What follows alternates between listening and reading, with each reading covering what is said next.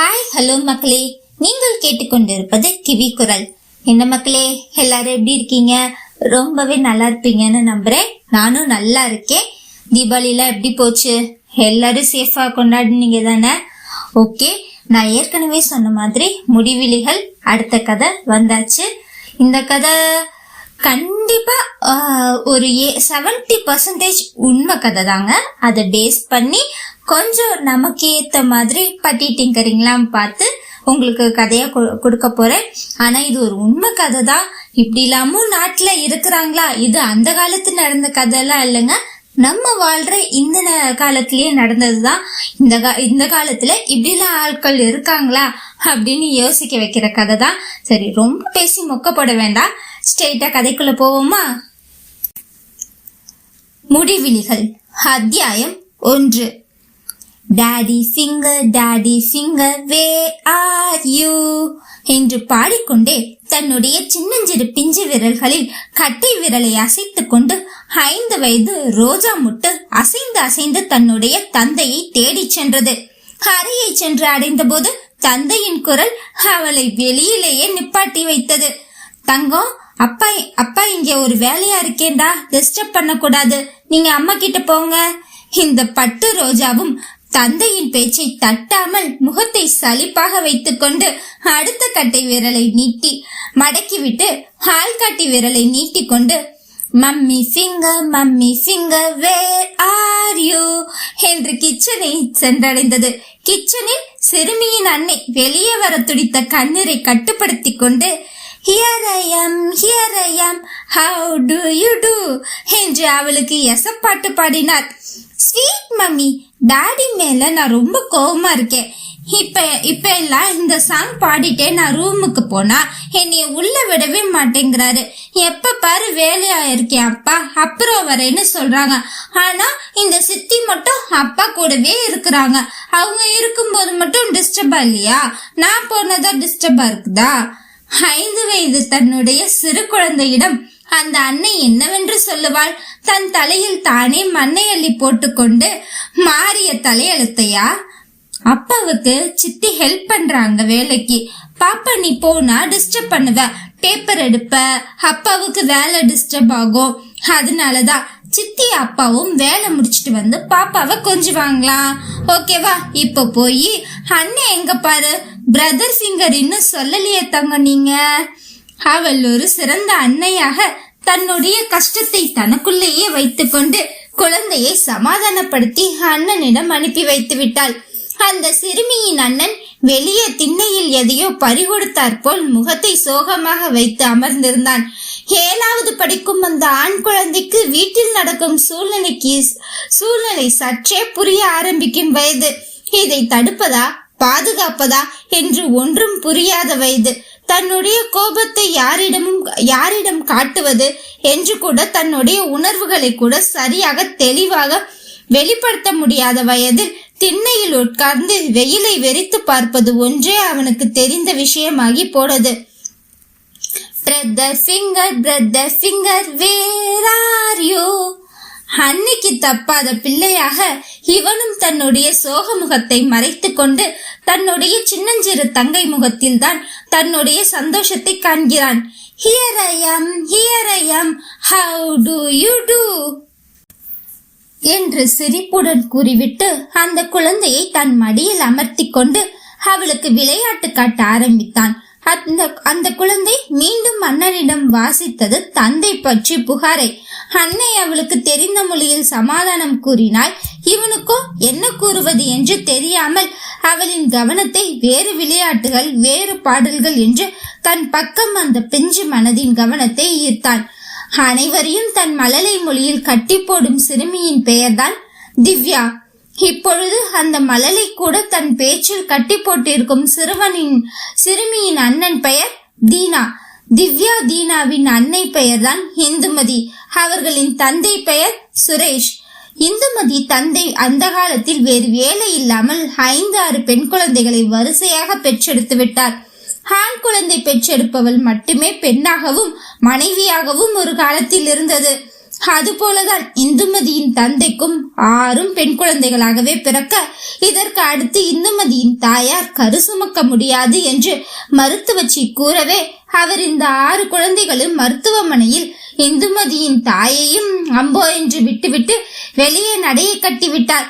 ஊரு சனம் சாதி சனம் அனைத்தும் கேள்வி கேட்கும் முன் 5 பிள்ளைகளை பெற்றெடுத்தால் அரசன் கூட ஆண்டியாம் என்ற பழமொழியை கூறிவிட்டு தன்னுடைய வாழ்க்கையை வேற ஊரில் தொடங்குவதற்கு சென்றார் அந்த நல்லவர். இந்துமதியின் அன்னைக்கு புருஷனை பிரிந்து வாழ்வது கடினம் என்றெல்லாம் இல்லை.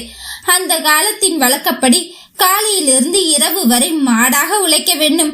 இரவு வந்து பின் கணவனுக்கு கறவை மாடாக மாறி அவரின் ஆசைக்கு இணங்க வேண்டும். இதுவே வழக்கமாக இருந்ததனால் இந்துமதியின் தாயாருக்கு அவள் கணவர் பிரிந்து சென்றதெல்லாம் பெரிய துக்கமாக இல்லை. 6 பெண்களையும் வைத்துக் கொண்டுதான் என்ன செய்வோம் என்பது மட்டுமே அவரின் அப்போதைய எண்ணமாக இருந்தது. இவ்வளவு பேசிய அனைத்து சொந்த பந்தங்களும் 6 குழந்தையிலும் ஆளுக்கு ஒருவராக எடுத்து பார்த்து கொள்வோம், இல்லை அவர்களின் தேவையை பூர்த்தி செய்வோம் என்றெல்லாம் கருத்தில் கொள்ளாமல் எல்லாம் வாய்க்கு வந்தபடி ஆளாளுக்கு ஒன்றாக பேசிவிட்டு அந்த இடத்தை விட்டு நடையை கட்டி விட்டன. பின்பு இருக்காதா, 6 பெண் குழந்தைகளாயிற்றே, அத்தனையும் நண்டு சென்றாக ஒவ்வொரு வருட இடைவெளியில் இருக்கிறதே. சோர்ந்து போன இந்துமதியின் அன்னை அங்கு இங்கு தன் கையில் வைத்திருக்கும் நகை நட்டு சேர்மானம் எல்லாத்தையும் அடகு வைத்து இப்பொழுது இருப்பதற்கு ஒரு அழகான வீடு அமைத்து வைத்தார். அந்த 6 குழந்தைகளையும் ஏற்கனவே அந்த ஊரில் அரசு பள்ளிக்கு போய்கொண்டிருந்தது. அதையும் நிப்பாட்டி விட்டுதான் வேலை பார்க்கும் வீடுகளில் ஆளுக்கு ஒரு வீடாக ஒவ்வொரு பிள்ளையும் சேர்த்தும் விட்டாள். பெண் பிள்ளைகள் என்றால் இதில் ஏதோ சௌகரியம். 10 பாத்திரம் தேய்த்தாவது தங்கள் வயிற்றை கழுவி கொள்ளும். இந்துமதியின் சகோதரிகள் ஒவ்வொருவராக வளர வளர வயதுக்கு வந்தவுடன் தங்களுக்கு பிடித்த ஒவ்வொரு ஆண்மகனை தேர்வு செய்து கல்யாணம் கட்டிவிட்டு அவர்களுடனே சென்று விட்டார்கள். மற்றவர்களை நினைப்பதற்கு அவர்களுக்கு நேரம் கூட இல்லை. சிறு வயதிலேயே தந்தையின் கவனிப்பும் இல்லாமல் அன்னையின் அரவணைப்பும் இல்லாமல் வீட்டு வேலைகளில் வேலை செய்து தங்களுடைய வயிற்றை கழுவி கொண்ட காரணத்தினாலோ என்னவோ வசதியான ஆண்கள் உன்னை பிடித்திருக்கிறது, கல்யாணம் கட்டிக்கொள்கிறேன், ஆனால் உன் வீட்டை விட்டு வர வேண்டும் என்ற நிபந்தனை வைத்தவுடன் தப்பித்தால் போதும் என்று எதிலிருந்தோ தப்பிப்பது போல ஒவ்வொன்றாக தன் அன்னையிடம் கூட சொல்லிக் கொள்ளாமல் அத்தனையும் கிளம்பிவிட்டது.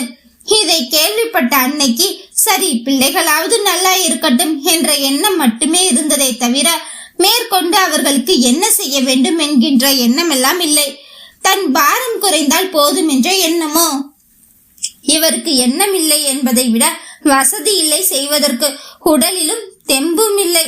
இதில் கடைசியாக இருந்தது இந்துமதி. அவளுக்கு அடுத்த சகோதரியாக சங்கீதா. இவர்கள் இருவர்தான்.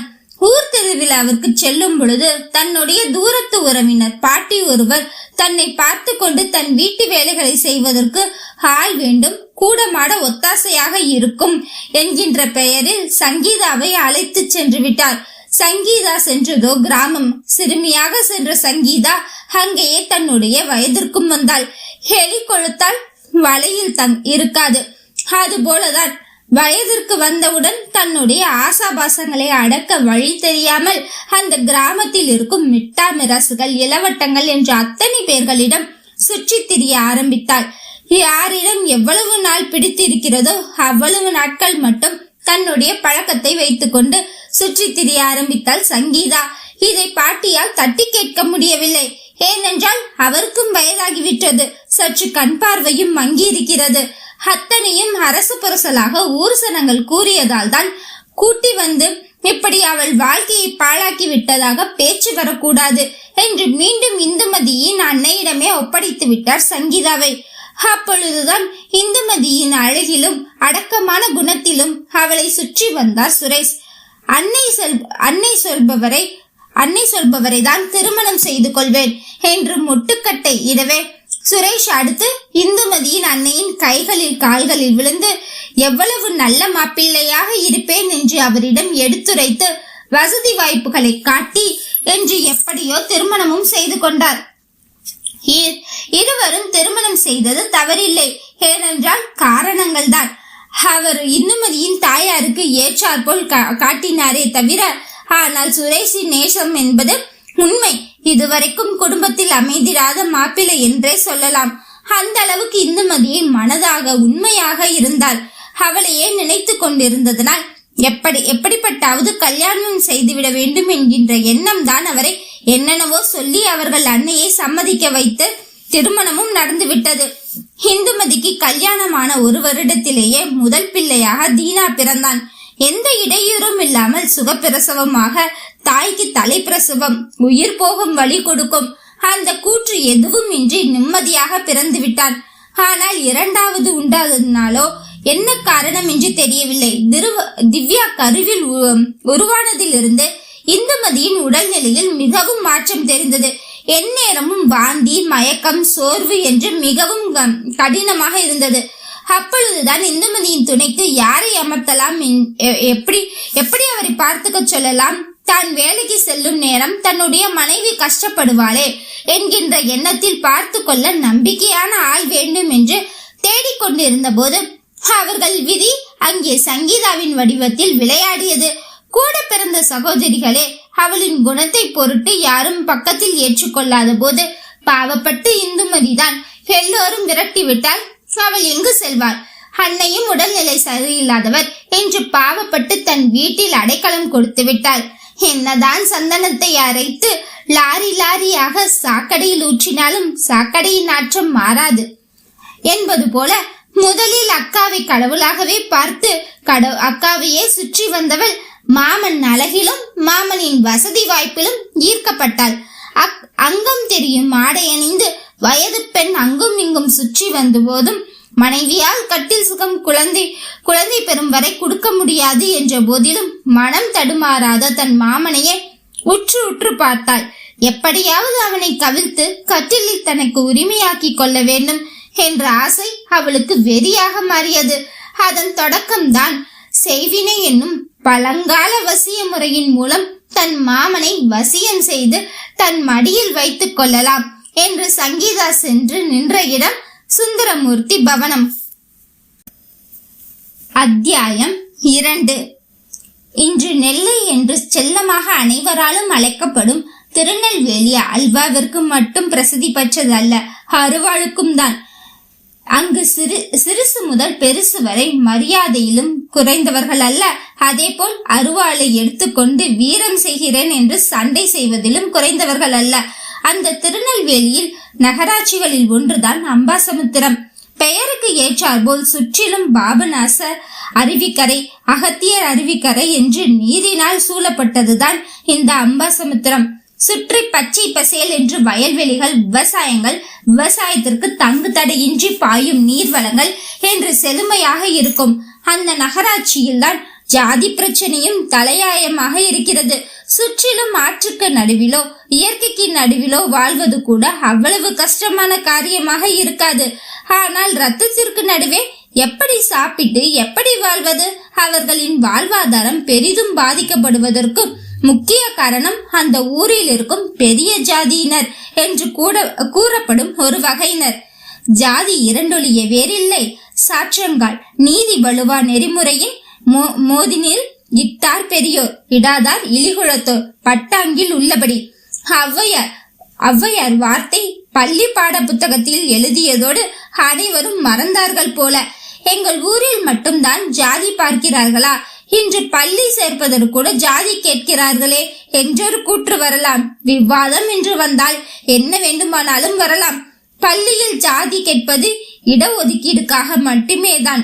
வளர்ந்து வந்து அவர்களுக்குள் ஜாதி சண்டையை கிளப்பி ஆணவ கொலையில் ஊரையே சுடுகாடு ஆக்குவது பள்ளியின் நோக்கமல்ல. ஜாதி என்று ஒன்று பிரிக்கப்பட்டதற்கு காரணம் அவர்கள் செய்யும் தொழிலின் முறையை வைத்துதான் அவர்களை பிரித்தார்களே தவிர இவர்கள் மேல் ஜாதியினர், இவர்கள் கீழ் ஜாதியினர் என்று யாரையும் அந்த காலத்தில் வகுக்கவில்லை. மனிதன் தான் ஜாதியை உருவாக்கினான். ஆனால் இன்று ஜாதிதான் அந்த மனிதனையே ஆளுகிறது. அவ்வாறு நாம் கொண்டு வந்து விட்டிருக்கிறோம் நிலைமையை. ஜாதி சண்டை, மதச்சண்டை என்று கலவர பூமியாக மாறி இருப்பதற்கு யார் குற்றம்? சாக்கடை தொழிலாளி மகன் என்றும் சாக்கடைத்தான் அள்ளிக்கொண்டு இருக்க வேண்டும் என்று அவசியம் இல்லையே, கட்டாயமும் இல்லை. எத்தனையோ சாக்கடை தொழிலாளிகள், செருப்பு தைப்பவர்கள், அவர்களின் பிள்ளைகள் என்று வளர்ந்து எத்தனையோ IT நிறுவனத்தில் இசைக்கலைஞர்களாகவும் வளர்ந்து நிற்கிறார்கள். அப்படி இருக்கும் பொழுது அவர்களை கொண்டாட நமக்கு எந்த ஜாதியும் தடையாக இல்லை என்னும் பொழுது நாம் அன்றாட பார்க்கும் நம் அருகில் இருப்பவர்களிடம் மட்டும் ஏன் ஜாதியை பார்க்க வேண்டும்? திருநெல்வேலியை சுற்றி எத்தனை கொலைகள்! வாரத்திற்கு 4 என்பது போல கணக்கில் ஜாதி சண்டையை வாயை திறந்து எதிர்த்து பேசிவிட்டால் உயர்ந்த ஜாதிக்காரனை கீழ் ஜாதிக்காரன் எதிர்த்து பேசிவிட்டான் என்று ஜாதி சண்டை கொலைகள். முட்களில் தான் ரோஜா செடிகள் பூத்திருக்கும் என்பது போல அந்த ஜாதி சண்டைகளுக்கு நடுவில் இரு மனங்கள் காதல் என்று வந்தால் அவ்வளவுதான். தங்கள் பெண்ணின் வாழ்க்கை, தங்கள் மகனின் வாழ்க்கை என்று எதையும் யோசிக்காது அங்கு ஜாதி மட்டுமே நிலைநாட்டி அவர்களின் வாழ்க்கையை பஸ்பமாக்குவதோடு மட்டுமல்லாமல் உயிரையும் அல்லவா குடித்து விடுகிறது இந்த பாலா போன ஜாதி. யாரோ முகம் தெரியாத தொழிலாளி, பெயர் தெரியாத தொழிலாளி, எந்த ஜாதி என்று தெரியாத தொழிலாளி செய்து உற்பத்தி செய்து கொடுக்கும் உணவுகளில் பார்க்காத ஜாதி, பசி என்று வருகையில் கண்ணுக்கு தெரியாத ஜாதி, உயிர் போகும் நிலையில் ஒருவரின் இரத்தத்தின் மூலம் ஏற்படும் போது பார்க்காத ஜாதி, எத்தனையோ பேர் கைகளில் தொட்டு தவழ்ந்து ஏழை பணக்காரன், கருப்பன் சிகப்பன், கீழ் ஜாதி மேல் ஜாதி என்று அத்தனை பேர் கைகளிலும் குழந்தையாக தவழ்ந்து வரும் பணங்களில் ஏற்படாத ஜாதி, மனிதனிடம் மட்டும் பார்ப்பது நியாயமன்று. அடுத்த ஜாதியை விட பெரிய சாக்கடையாக வளர்ந்து நிற்பது இப்பொழுது மாந்திரிகமும் கடவுளின் தூதுவர்களாக தங்களை சொல்லிக் கொள்பவர்களும் தான் விளம்பரமயமாகி போனது. முன்பெல்லாம் நம் வீட்டு தொலைக்காட்சியில் மாலை 6 மணிக்கு கடவுளின் பாடல்கள் தான் ஒளிபரப்பாகும். ஆனால் இன்றோ விளம்பரமயமாகி போன வண்ண வண்ண மாந்திரிக விளம்பரங்கள் தான் கடவுளை காட்டிலும் விளம்பரப்படுத்தப்படுகிறது. கடவுள் இருக்கிறதா இல்லையா, மாந்திரிகம் இருக்கிறதா இல்லையா என்பதையெல்லாம் சற்று ஒதுக்கி வைப்போமே. கடவுள் என்பது என்ன? நமக்கு மேலே இருக்கும் ஒரு சக்தியை தான் இங்கு கடவுள் என்று குறிப்பிடுகிறோம். அப்படிப்பட்ட சக்தியை ஒரு சின்ன மாந்திரிகத்திற்குள், இவர்கள் விற்கும் மணிமாலைக்குள் எப்படி அடக்கிவிட முடியும்? எதிர்மறை எண்ணங்களை போக்கி நேர்மறை எண்ணங்களை கொடுக்கும் என்று இவர்கள் கூவி கூவி விற்கும் மணிமாலைகள் எத்தனை உயிர்களை போக்குவதற்கு முன்பாக தடுத்து வைத்திருக்கிறது. இங்கு சாவு யாருக்கும் சொல்லிக் கொண்டு வருவதில்லை. அதுபோல்தான் நஷ்டங்களும் இழப்பீடுகளும். அதையெல்லாம் இவர்கள் விற்கும் மாந்திரிகம், தந்திரிகம், எந்திரத்தின் மூலம் எப்படி தடுத்து நிறுத்த முடியும்? இதையெல்லாம் புரிந்தும் இதை வியாபாரமாக்குவதும் அந்த வியாபாரிகளை ஊக்கப்படுத்துவதும் எதற்காக? அதையெல்லாம் நாம் வாங்குவதும் எதற்காக? எந்த நம்பிக்கையின் அடிப்படையில்? கடவுள் ஒருவனே. அவன் நாம் செய்யும் பாவ வினைகள், நாம் செய்யும் கர்ம வினைகளுக்கு ஏற்ப நம் வாழ்வை வளமாக்குகிறான், இல்லை தண்டனை கொடுக்கிறான் என்ற நம்பிக்கையில் இருப்பவர்கள் எப்படி கடவுளை தாண்டி கடவுள் தூதர்கள் என்று சொல்லிக் கொண்டு அவர்கள் கொடுக்கும் சிறு எலும்பிச்சை பழத்திலோ எந்திர மாலைகளிலோ நம்பிக்கை வைக்கிறோம்? கனிகளில் ராஜக்கனி எனப்படுவது எலும்பிச்சை பழம்தான். ஏனென்றால் அதில் சத்துக்களும் தாதுகளும் அதிகம். அதனால் தான் அதை ராஜக்கனி என்று கூறுகிறோமே தவிர இவர்கள் மாந்திரிகத்திற்கு உபயோகப்படுத்துவதனால் அல்ல. உண்மைதான், ஒருவன் பித்தம் தெளிய அந்த எலும்பிச்சை கனியை உச்சியில் வைத்து தேய்ப்பதனாலோ இல்லை அதை சுற்றி எடுத்து வெளியில் போடுவதனாலோ கந்திருஷ்டி போன்ற கஷ்டங்கள் தீரும் என்று கூறுவது உண்மைதான். ஆனால் அதற்குள் இருக்கும் மருத்துவ குணத்தை பார்க்க வேண்டுமே தவிர இப்படி மாந்திரிகம் தந்திரிகம் என்று அதில் மூழ்கி தங்களின் வாழ்க்கையை தொலைக்க கூடாது. பழங்கால மாந்திரிகத்தில் இன்றும் வழக்கத்தில் இருப்பது செய்வினை, பில்லி, சூனியம், ஏவல் இது போன்றவைகள் தான் இன்னும் செயல்படுத்தப்பட்டு கொண்டுதான் இருக்கிறது என்பது மிகவும் அதிர்ச்சியான ஒன்றாகத்தான் இருக்கிறது. இன்னும் அநேக பேர்கள் தங்கள் குடும்பத்தில் ஏற்படும் கஷ்டங்களுக்கு செய்வினை கோளாறுகள் என்றே நம்புகிறார்கள். இதற்கு தீர்வுகள் என்று ஆயிரக்கணக்கிலும் லட்சக்கணக்கிலும் பணத்தை வாரி இறைக்கிறார்கள். பணத்தை வைத்து ஒருவனின் நிம்மதியையும் அவனுக்கு ஏற்படும் இழப்பீடையும் வாங்கி வைக்க முடியலாம் என்றால் எத்தனை பேரின் சாவுகளை தடுத்து நிறுத்தி இருக்கலாம் அல்லவா? கோடீஸ்வரரை கூட விட்டு வைக்காத, குணப்படுத்த முடியாத வியாதிகள் எத்தனை! அவர்கள் யமலோகத்திற்கு செல்வதும் வழக்கமாகத்தானே இருக்கிறது. அப்படி இருந்தும் எந்த நம்பிக்கையின் அடிப்படையில் இதையெல்லாம் நம்பிக்கொண்டு இதற்காக வீண் பணங்களை செலவழிக்கிறார்கள் என்று தெரியவில்லை. சரி, இந்த செய்வனை மூட நம்பிக்கைகளுக்கும் திருநெல்வேலி அம்பாசமுத்திரத்திற்கும் என்ன சம்பந்தம் இருக்கிறது என்று பார்க்கலாமா? இந்த உலகத்தில் எல்லாம் ஒன்றோடு ஒன்று தொடர்புடையதுதான். நாம் இன்று பார்க்க போகிறதும் திருநெல்வேலி அம்பாசமுத்திரத்தின் அல்வா அருவாளை தாண்டி மிகவும் பிரசித்தி பெற்றவர்தான் இந்த சுந்தரமூர்த்தி. சுந்தரமூர்த்தி அவர் வசிக்கும் இல்லம் பெயர்தான் சுந்தரமூர்த்தி பவனம். அது அங்கு இருக்கும் பெரிய ஜாதியினருக்கு தேவாலயம் என்று கூட சொல்லலாம். அவர் சுந்தரமூர்த்தி மட்டுமல்ல, அங்கு இருப்பவர்களின் முதன்மை கடவுளான ஒரு வகை ஜாதியினரும் கூட. அங்கு தங்கள் பிள்ளைகளின் மனதை கெடுத்து காதலிப்பவனாய் இருந்தாலும் சரி, இல்லை பிள்ளைகளாக இருந்தாலும் சரி, யார் மீது இவர்களின் ஜாதியையோ தங்களுடைய ஜாதி வெறியில் பிள்ளைகளை கொன்றால் கூட அந்த இன்னொரு ஜாதியினரின் குடும்பமே அழிவதற்காக அவர்கள் நாடி செல்வது சுந்தரமூர்த்தி பவனம்தான். அந்த ஊரிலேயே அவர்கள்தான் மிகவும் பிரசித்தி பெற்ற மாந்திரிகக்காரர். ஜாதி கண்ணை மறைக்க தங்கள் பிள்ளைகளை காவு கொடுத்து விட்டாலும் தங்கள் பிள்ளைகளின் சாவுக்கு காரணமாய் இருந்த அந்த கீழ் ஜாதியினர் குடும்பமே செழிக்காமலும் தலைக்காமலும் இருப்பதற்காக நம்பிக்கையின் அடிப்படையில் கண்ட பொம்மைகளை செய்து அவர்களின் குடும்பங்களை எப்படியெல்லாம் வதைக்க வேண்டும் என்று இவர்கள் எண்ணுகிறார்களோ அப்படியெல்லாம் அந்த சுந்தரமூர்த்தியிடம் சொல்லி அவர்களின் மூலம் செய்வார்கள். இன்னும் சொல்ல போனால் அந்த சுந்தரமூர்த்திக்காக எதையும் அவன் என்ன கேட்டாலும் செய்யும் அளவிற்கு அவர்களின் ரத்தத்தில் ஜாதியும் மாந்திரிகமும் ஊறி இருக்கிறது என்றே சொல்லலாம். சுந்தரமூர்த்தி மாந்திரிகர், அதை தாண்டி கெட்டவன், இதெல்லாம் சிறு வார்த்தை என்றே கூறும் அளவிற்கு ஒரு கேடு கெட்ட அயோக்கியன். தன்னுடைய எண்ணம் தான் ஜெயிக்க வேண்டும், தான் முதன்மையாக இருக்க வேண்டும், தான் கூற்றுப்படிதான் எல்லோரும் நடக்க வேண்டும் என்பதற்காக எந்த எல்லைக்கும் செல்லக்கூடிய அற்ப உயிர். அவர்களின் குடும்ப பாரம்பரியமாக மாந்திரிகத்தை கடவுளாக நினைத்து நல்லவைகளுக்கும் மட்டுமே தங்களை அர்ப்பணித்து செய்து கொண்டிருக்கும் இடத்தில் பூஞ்சையாக இவன் பிறந்ததுதான் தவறு. பொதுவாகவே மாந்திரிகம் செய்பவருக்கு குளம் தலைக்காது என்பது ஒரு வாக்கு உள்ளது. அது உண்மைதான் போலும். சுந்தரமூர்த்தி பிறந்தவுடனே தன் தாயாரை முழுங்கிவிட்டான். பாவம், சிறு பிள்ளை மீது பழி போடக்கூடாது என்று தன் விதி என்று சுந்தரமூர்த்தியின் தந்தையும் தன் குழந்தைக்காக வேறு மனமே செய்து கொள்ளாமல் முழு நேரமும் குழந்தையை வளர்ப்பது, மாந்திரிகத்தில் மக்களை நல்வழிப்படுத்துவது என்று இருந்தார். சிறு வயதிலேயே அன்னையின் அருகாமை இல்லாததனால், நல்லது கெட்டது கூற முடியாததினாலோ, இல்லை மாந்திரிகத்தில் தன் தந்தைக்கு இருக்கும் புகழ் காரணமும் இவன் புத்தியை மழுங்க செய்தது. மாந்திரிகத்தை தன் தந்தை நல்ல வழியின் மூலம் சம்பாதிப்பதை தான் வேறு விதமாக சம்பாதித்தால் இரட்டிப்பு லாபமும் அடையலாம், பேரும் புகழும் இன்னும் நம்மளை தேடி வரும் என்று படிப்புகளில் கூட மாந்திரிகத்தை எடுத்தே படித்தான். அதில் தேர்ச்சியும் நன்கு பெற்றான்.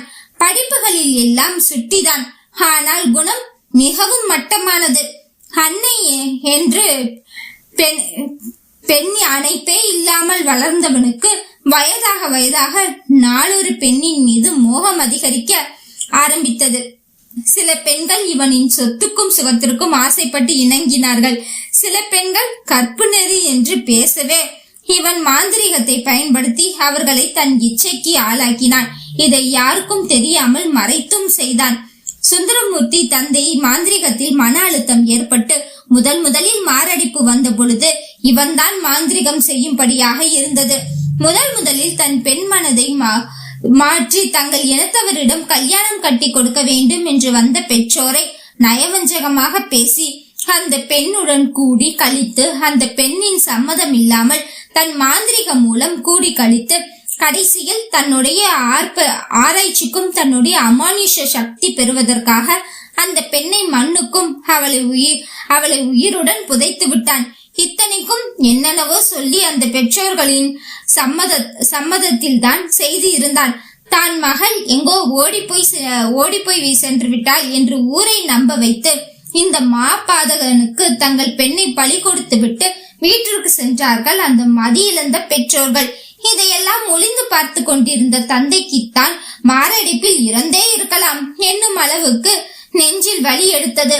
எங்கே தன் பிள்ளையை வளர்க்க தவறிவிட்டேன், எத்தனையோ நல்ல போதனைகள் சொல்லி இளவட்டங்களை திருத்தி வந்து கொண்டிருக்கும் மனிதருக்கு தன் பிள்ளையை திருத்த முடியவில்லை என்று மனத்தாங்கள் இருந்தாலும் எடுத்தவுடன் முடிவு செய்யக்கூடாது. அன்னை இல்லாமல் தன் அரவணைப்பில் வளர்ந்த பிள்ளை தடிகிட்டு போய்விட்டான். அதனால் முதலில் எடுத்து அவனுக்கு கூற வேண்டும் என்று உட்கார வைத்து, இதெல்லாம் தவறு, மாந்திரிகத்தை நல்ல முறையில் தான் பயன்படுத்த வேண்டும் எவ்வளவோ சொல்லி பார்த்தார். ஆனால் இவன் அவனுடைய பிடியிலேயே தான் இருந்தான். இப்படித்தான் இருப்பேன் என்றும் தன் தந்தை பிழைக்க தெரியாதவன் என்றும் ஹெல்லி நகையாடி ஒரு கட்டத்தில் அந்த வாக்குவாதம் கைகலப்பு போல் சிறிதாக ஆகி ஒரு வேகத்தில் அவரை தள்ளியும் விட்டுவிட்டான். ஏற்கனவே மனசோர்வு மாரடைப்பு பாதிக்கப்பட்டவருக்கு அந்த நேரமே மூச்சு அடைத்து அவரும் தேவனின் காலடியில் சேர்ந்து விட்டார். அதை கூட ஊர் உலகத்தில் கொலையாக எண்ண விடாமல் மாரடைப்பில் இருந்து விட்டார் என்று நம்ப வைத்து ஊரையே திரட்டி பெரு விமர்சையாக தன்னுடைய தந்தையின் இறுதி சடங்கை நடத்தி முடித்து விட்டான் அந்த கல் நெஞ்சக்காரன். அவர் இறக்கும் தருவாயில் தன் கண்ணை மூடவில்லை. ஒரு உண்மையான மாந்திரிகனின் வாய் மட்டும் மந்திரம் சொல்லாது, கண்களும் மந்திரம் சொல்லும் என்பது ஐதீகம்.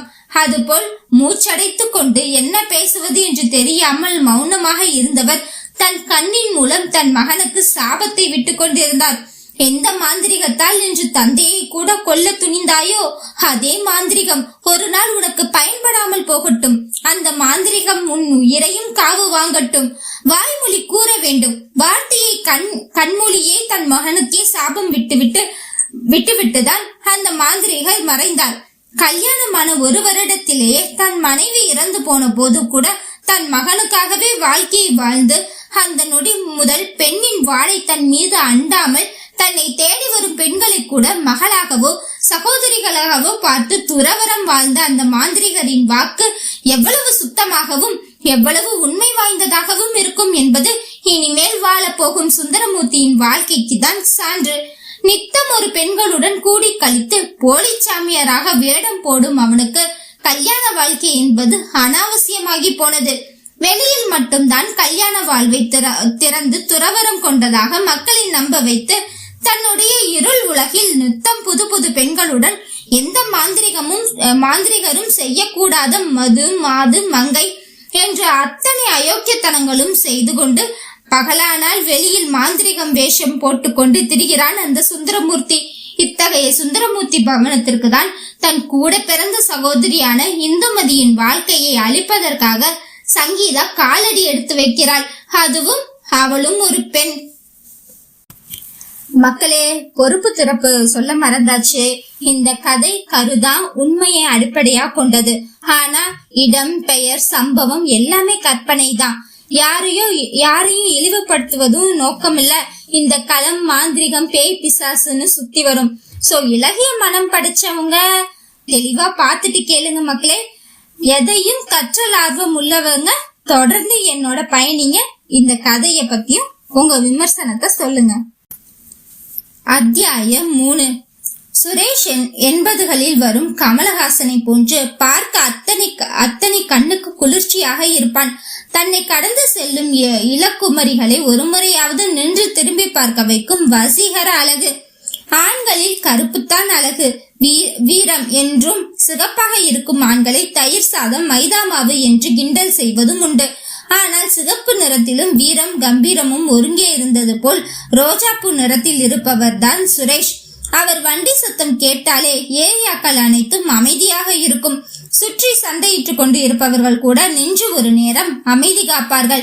எங்கே தன்னை வந்து அடித்து விடுவாரோ என்ற பயம் இருக்கும். அவர் இருக்கும் இடம் எப்போதும் அவர் கட்டுப்பாட்டில் தான் இருக்கும். சுரேஷ் இதே திருநெல்வேலி அம்பாசமுத்திரம் மாவட்டத்தில் தான் பிறந்தார். தாய் தந்தை இவர் என்று வசதியான குடும்பமும் கூட வசதியான குடும்பங்களில் இருக்கும் இன்னல்களும் இவருக்கு உண்டு. தாங்கள் சொந்தத்தில் தாங்கள் பார்த்து வைக்கும் பெண்ணை மணந்தால் மட்டுமே அத்தனை சொத்துக்களும் இவருக்கு சேரும் என்றும், அப்படி மணந்து கொள்ளவில்லை என்றால் அவர்களின் ஒரே வாரிசான அத்தை மகள் ஏற்றுக்கொள்ளப்படுவாள் என்றும் கூறியிருந்தார்கள். சுரேஷ் அப்பாவுடைய தங்கை திருமணம் முடிந்ததிலிருந்து வீட்டோடு தான் இருக்கிறார்.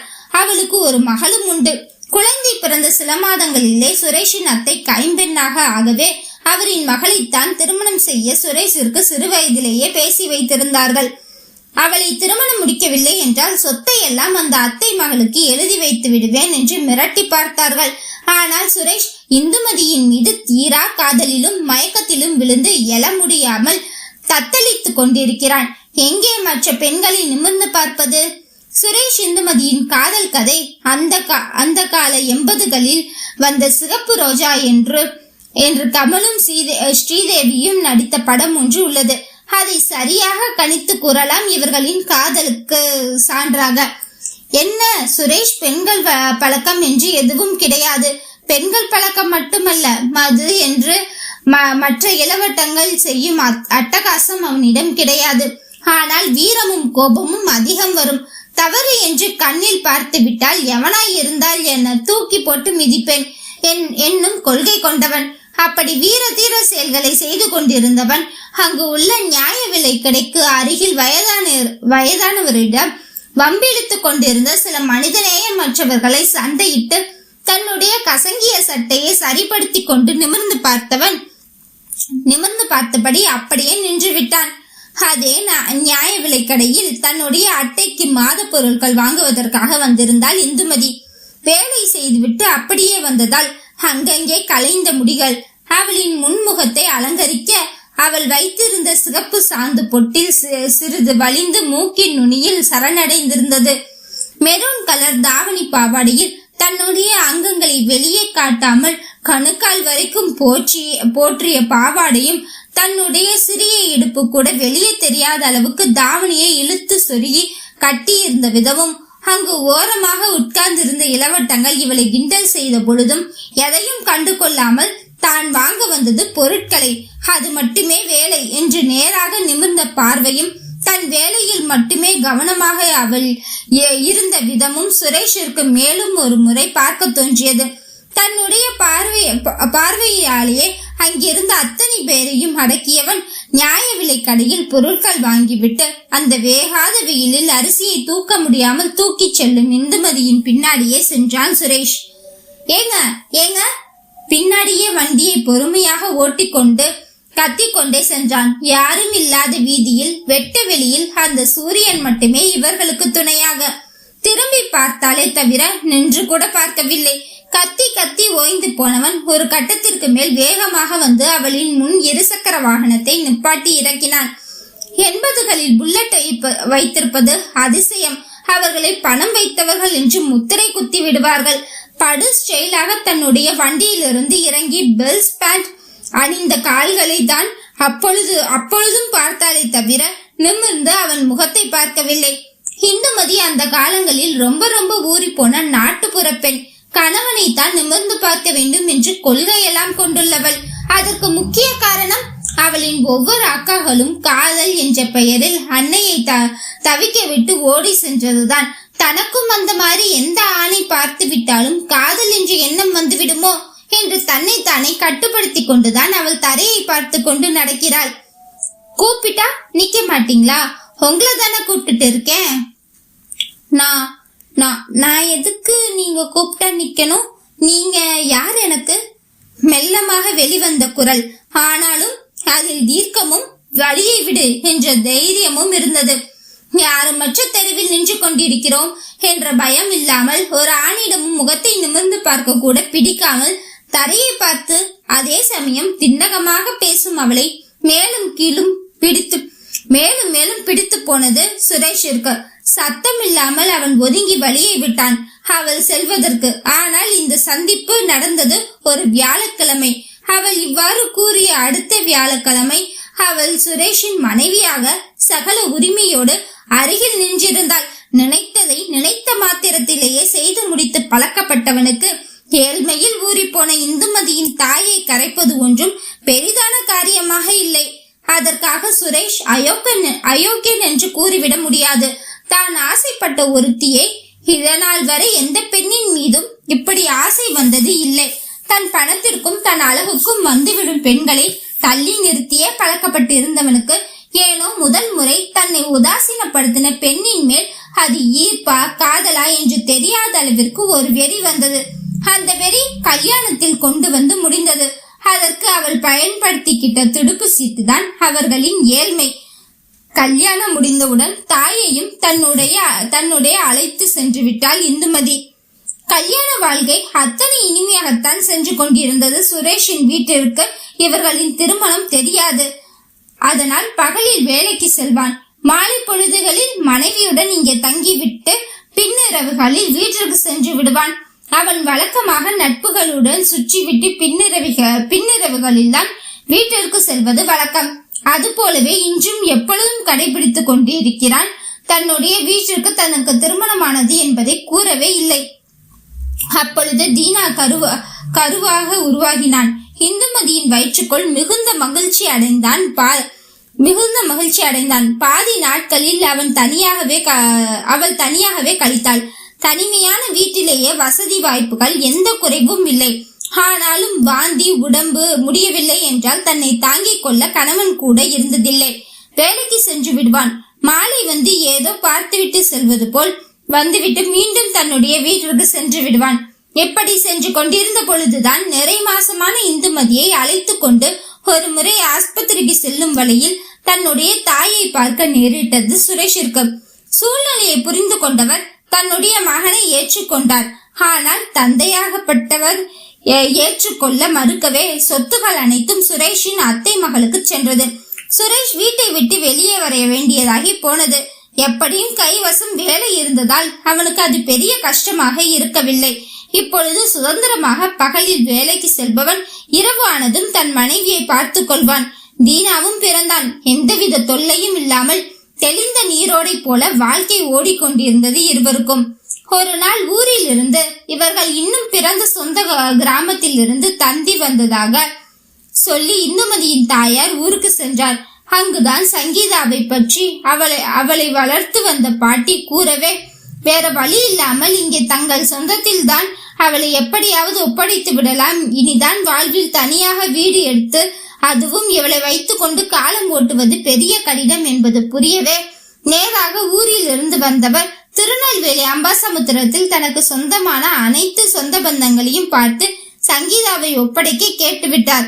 சங்கீதா பற்றி ஒருவருக்கு தெரிய வந்த செய்தி அனைவருக்கும் தெரியவே பெண் பிள்ளையை வைத்துக் கொண்டு நாளைக்கு வேறு ஏதாவது சிக்கி கொண்டால் என்று அனைவரும் விலகிவிட்டார்கள். வேறு வழியே இல்லாமல் ஒரு ராத்திரி மட்டும் இந்துமதியின் வீட்டில் தங்க வைத்துவிட்டு அடுத்த நாள் மீண்டும் பாட்டியிடமே கை காலில் விழுந்து சென்று ஒப்படைக்க வேண்டும். இல்லை என்றால் தானும் அவர்களுடைய அங்கே தங்கிக் கொள்ள வேண்டும் என்று முடிவு எடுத்து கூட்டி வந்திருந்தார் இந்துமதியின் வீட்டிற்கு. சங்கீதா முதலில் வந்ததும் பார்த்தது அந்த வீட்டின் வசதி வாய்ப்புகளையும் செழுமைகளையும் தான். இவர்கள் கூடவே இருந்திருந்தால் ஒருவேளை அக்கா என்கின்ற பாசம் இருந்திருக்குமோ என்னவோ. இப்பொழுது அக்கா என்ற பாசம் இல்லை. வசதியான வீட்டுக்குள் நன்றாக வாழ்கிறாள் என்ற பொறாமைதான் இருந்தது. தனக்கு இப்படி ஒரு வாழ்க்கை கிடைக்கவில்லையே என்ற ஆதங்கமும் அதில் வெளிப்பட்டது. அடுத்ததாக வீட்டிற்குள் வாங்க என்று மாமியார் அழைக்க வந்த தன்னுடைய மாமனை விழுங்கும் அளவிற்கு பார்த்தாள். வீட்டிற்குள் இருந்தால் கையில்லாத வெள்ளை பனியன் லுங்கி மட்டுமே அணிந்திருந்த மாமன் பேரழகனாக தெரிந்தான். அக்காகளிலேயே இவளுக்கு மட்டும்தான் இவ்வளவு அழகாகவும் நல்ல வாழ்க்கையும் கிடைத்திருப்பதாக பொறாமைத்தி பற்றி கொண்டு எரிந்தது. தன்னை அடைக்கலம் தரப்போகும் மாமனை தந்தை ஸ்தானத்தில் பார்க்க வேண்டும், ஒரு அண்ணனின் ஸ்தானத்திலாவது பார்க்க வேண்டும். இது எல்லாமே விடுத்து பாவி தன்னுடைய இச்சையில் அவனை எப்படி வீழ்த்தி இந்த வீட்டிற்கு தான் மகாராணியாகலாம் என்று அவள் எண்ணினாள். இந்துமதிக்கு வீடு தூய்மையாக வைத்திருக்க வேண்டும். குழந்தையை தூசி துரும்பு பூச்சி எதுவும் அண்டாமல் பார்த்து கொள்ள வேண்டும். அதனாலேயே சுத்தமாக வைத்துக் கொண்டிருப்பாள். கிராமத்தில் இருந்து வந்த சங்கீதாவிற்கு இது எதுவும் பிடிபடவில்லை. அதனால் ஏகப்பட்ட தடவை இந்துமதியிடம் திட்டு வாங்கி கொண்டே இருப்பாள். மகாராணியாக இருந்து என்னை அதிகாரம் பண்ணுகிறாயா, இந்த சிம்மாசனத்திற்கு நான் மகாராணி ஆகிறேன் என்று அவளுக்குள் பதுங்கி கிடந்த வன்மம் எல்லாம் கொழுந்து விட்டு எரிய ஆரம்பித்தது. அக்கம் பக்கங்களில் எல்லோரிடமும் சகஜமாக பேசி திரிய ஆரம்பித்தாள் சங்கீதா. நல்ல பிள்ளையாக வீட்டு வேலைகளை பார்ப்பது, தீனாவை பார்த்து கொள்வது என்று போலி வேஷமும் போட்டாள். ஆனால் மாலையானால் உடம்பு திணவு எடுக்க ஆரம்பித்து விடுமோ என்னவோ. தன் மாமனை குறுகுறு என்று பார்ப்பது, மாமன் இருக்கும் இடம் அங்கும் இங்கும் குனிந்து நிமிர்ந்து வேலை செய்து தன் மாமனை இழுப்பது என்று என்னென்னவோ செய்து பார்த்தாள். ஆனால் அவன் கல்லை விழுங்கி அமர்ந்திருப்பவன் போல ஒன்று தொலைக்காட்சியில் மும்பரமாக இருப்பான், இல்லை என்றால் அறைக்கு சென்று தன்னுடைய மனைவிக்கு சேவகம் செய்வதும் பிள்ளையை கொஞ்சுவதும் என்று சராசரி குடும்பஸ்தனாக இருந்தது இவளுக்கு மேலும் பொறாமையை எரிய வைத்தது. அப்பொழுதுதான் அக்கம் பக்கங்களில் பேசிக் கொண்டிருக்கும் பொழுதுதான் சுந்தரமூர்த்தி பற்றியும் அவருடைய பவனம் பற்றியும் சங்கீதாவிற்கு தெரிய வந்தது. அவர் மாந்திரிகம் செய்வார் என்றும் அவர் மிகவும் அழகாக இருப்பார் என்றும் கூறினார்கள்.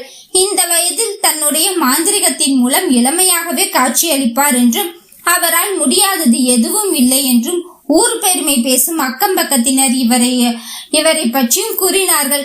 சங்கீதாவுக்கு அப்பொழுதுதான் பொறி தட்டியது. தன்னுடைய அழகில் மயங்காத மாமனை அவரிடம் சென்று வசியப்படுத்தினால் என்ன என்று தோன்றவே ஏதோ காரணம் காட்டி போலியாக தாலி அணிந்து சென்றாவது தன் கணவன் தன்னை ஏறெடுத்து பார்க்க மாட்டுகிறான் என்று ஏதேதோ சொல்லியாவது வசிய பொடி வாங்கி வந்து அக்காவின் கணவனை தன் படுகையில் வீழ்த்தியே ஆக வேண்டும். இந்த அரண்மனைக்கு தான் எஜமானியாக ஆக வேண்டும். இப்பொழுது எந்த உரிமையில் அவரின் தாலி கட்டி கொண்டு அதிகாரம் செய்கிறாயோ அதே போல் தான் அதிகாரம் செய்ய வேண்டும். தனக்கு அவள் அடிபணிய வேண்டும் என்று குரூரமாக யோசித்தது அந்த நயவஞ்சக மூளை. தனக்கு தோன்றிய எண்ணத்தை செயல்படுத்த அடுத்த நாளே கோயில் செல்வதாக கூறிவிட்டு சுந்தரமூர்த்தி பவனம் சென்றாள் சங்கீதா. அத்தியாயம் 4. ஒரு மனிதனின் மூளையை மழுங்க வைத்து தன் கைப்பாவையாக ஆட்டி படைக்க முடியும் என்று பில்லி சூனியம் ஏவல் தெரிந்த மாந்திரிகர்கள் கூறுகிறார்கள். அதையே சிலரிடம் கேட்டால் அதெல்லாம் சுத்த பேத்தல் என்கிறார்கள். இதன் குறித்து ஆராய்ச்சிகள் ஒரு புறம் இருந்தாலும் கண்முன்னே நடப்பவைகளே நம் நம்பிக்கையை தீர்மானிக்கின்றன. சுந்தரமூர்த்தி பவனம் என்னும் பதாகை தாங்கிய ஓங்கி உயர்ந்த கட்டடம் அது. அதை கடந்து செல்பவருக்கு அந்த வீட்டிற்குள் செல்ல ஈர்ப்பு ஒரு நிமிடம் கண்டிப்பாக தோன்றிடும். அந்த அளவு அந்த வீட்டை சுற்றி ஈர்ப்பு விசையை உருவாக்கி வைத்திருக்கிறார் சுந்தரமூர்த்தி. ஐயா, உள்ள போகலாங்களா? சுந்தரமூர்த்தி ஐயாவை பார்க்கணும். சங்கீதா. யாருமா நீங்க? ஐயாவை பார்க்க டோக்கன் வாங்கியிருக்கீங்களா? வாயில் காவலாளி வினாவினான். இல்லனா, டோக்கன்லாம் எதுவும் வாங்கல. எங்க வாங்கணும்னு கூட எங்களுக்கு தெரியாது. நான் ரொம்ப தூரத்துல இருந்து வரேன். வீட்டுல வேற யாருமே இல்ல. ஐயாவை 10 நிமிஷம் பார்த்துட்டு வேகமா போயிடுவேங்கண்ணா. கொஞ்சம் அவசரம். ஐயா கிட்ட சொல்லுங்க. முகத்தை அப்பாவி போல வைத்துக்கொண்டு சங்கீதா தன்னுடைய காரியம் உடனே நடக்க வேண்டும், வீட்டிலும் தான் எங்கே என்று தேடிவிடக் கூடாது என்பதற்காக வாயில் வந்த பொய்களை கூறிக்கொண்டு சுந்தரமூர்த்தி பார்க்க நின்றாள். அப்படியா, சரி இருமா, நான் ஐயா கிட்ட ஏதோ ஒரு வார்த்தை கேட்டுட்டு வந்துடுறேன். இங்கேயே நிக்கணும், இதை தாண்டி உள்ள வந்துடக்கூடாது. வேகமாக ஓடி சென்ற காவலாளி விஷயத்தை கூறினான். அவரும் உள்ளே வர சொல்லி ஆமோதிப்பாக தலையை ஆட்டினார். எந்த ஒரு பொய்யிலும் பாதி உண்மையும் கலந்திருந்தால் மட்டுமே அது நம்பத்தக்கதாக இருக்கும். அது போலதான் அயோக்கியத்தனங்கள் பண்ணினாலும் சுந்தரமூர்த்திக்கு சில மந்திரங்கள் தெரியும். அது பிறவியிலேயே உருவானதோ இல்லை இவ்வளவு நாள் அவரின் அப்பா மாந்திரிகம் பார்த்ததனால் கிடைத்ததாகவும் இருக்கலாம். அதன் விளைவுதான் சங்கீதா இப்பொழுது பொய் கூறிதான் தன்னை பார்க்க நினைக்கிறாள். பொய்கூறிதான் தன்னிடம் மாந்திரிகம் செய்யவும் ஆசைப்படுகிறாள் என்பதை அவர் புரிந்து கொண்டார். அவரை பார்த்ததும் பவ்யமாக வந்து ஒன்றும் தெரியாத பிள்ளை போல் ஓரமாக நின்று கொண்டாள் சங்கீதா. வாம்மா. இது போல் மாந்திரிகம் செய்பவர்கள் பெரும்பாலும் தங்களின் வாயை வைத்து கிளறி அவர்களின் மூலமே அவர்கள் வந்த விஷயத்தை தெரிந்து கொள்வார்கள். தெரிந்து அதற்கு மேற்கொண்டு 1-2 விஷயங்கள் கூட குறைத்து சொல்லி தன்னுடைய மாந்திரிகத்தை வியாபாரப்படுத்ததான் பார்ப்பார்களே தவிர அவர்களாக நாம் அமர்ந்ததும் வாயை திறந்து நம் மனதில் என்ன உள்ளது, நாம் எதற்காக வந்தோம் என்று ஒருவரும் சரியாக கூறியதாக எதுவும் இல்லை. ஐயா, என் பேரு சங்கீதா. நான் இங்கதான் பக்கத்துல 2 தெரு தள்ளிதான் இருக்கோம். என் வீட்டுக்காரருக்கு ஏதாவது தாயத்தை மந்திரிச்சு கொடுங்கய்யா. என் வீட்டுக்காரர் ரொம்ப கோபப்படுறாரு, குடிக்கிறாரு. குடிச்சிட்டு வந்து என்னையவே அடிக்கிறாரு. அது மட்டும் இல்லாம வேற பொண்ணுங்க சகவாசம் வேற இருக்கும் போல ரொம்ப கஷ்டப்படுத்துறாரு ஐயா. என்னால தாங்கவே முடியல. அப்படியாம்மா? வந்துருச்சு. தாயத்துனா என்ன மாதிரி உங்களுக்கு தேவை? ஐயா, அதாவது நான் சொல்ற பேச்செல்லாம் கேட்கணும். ஐயா, மத்த பொண்ணுங்க சகவாசம் இல்லாம என்னையே சுத்தி சுத்தி வரணும். நான் தான் உலகம்னு இருக்கணும். அந்த அளவுக்கு இல்லைனாலும் என் சொல் பேச்சு கேட்டு நான் வச்சதுதான் சட்டம்னு சொல்ற அளவுக்கு இருக்கணும்.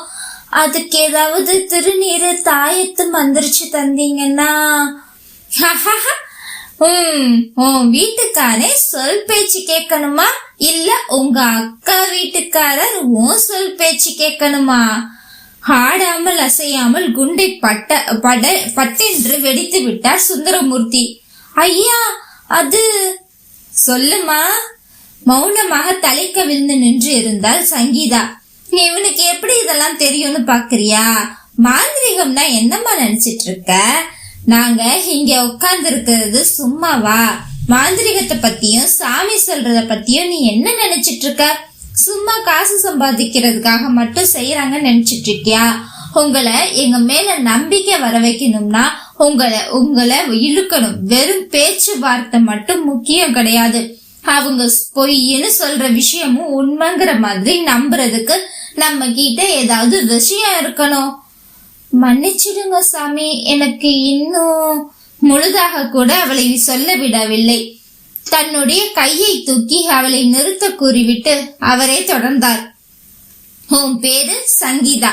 நீ இவ்வளவு நாள் உங்க பாட்டி வீட்டுலதான் தங்கிட்டு இருந்த. தூரத்து சொந்தம் பாட்டி.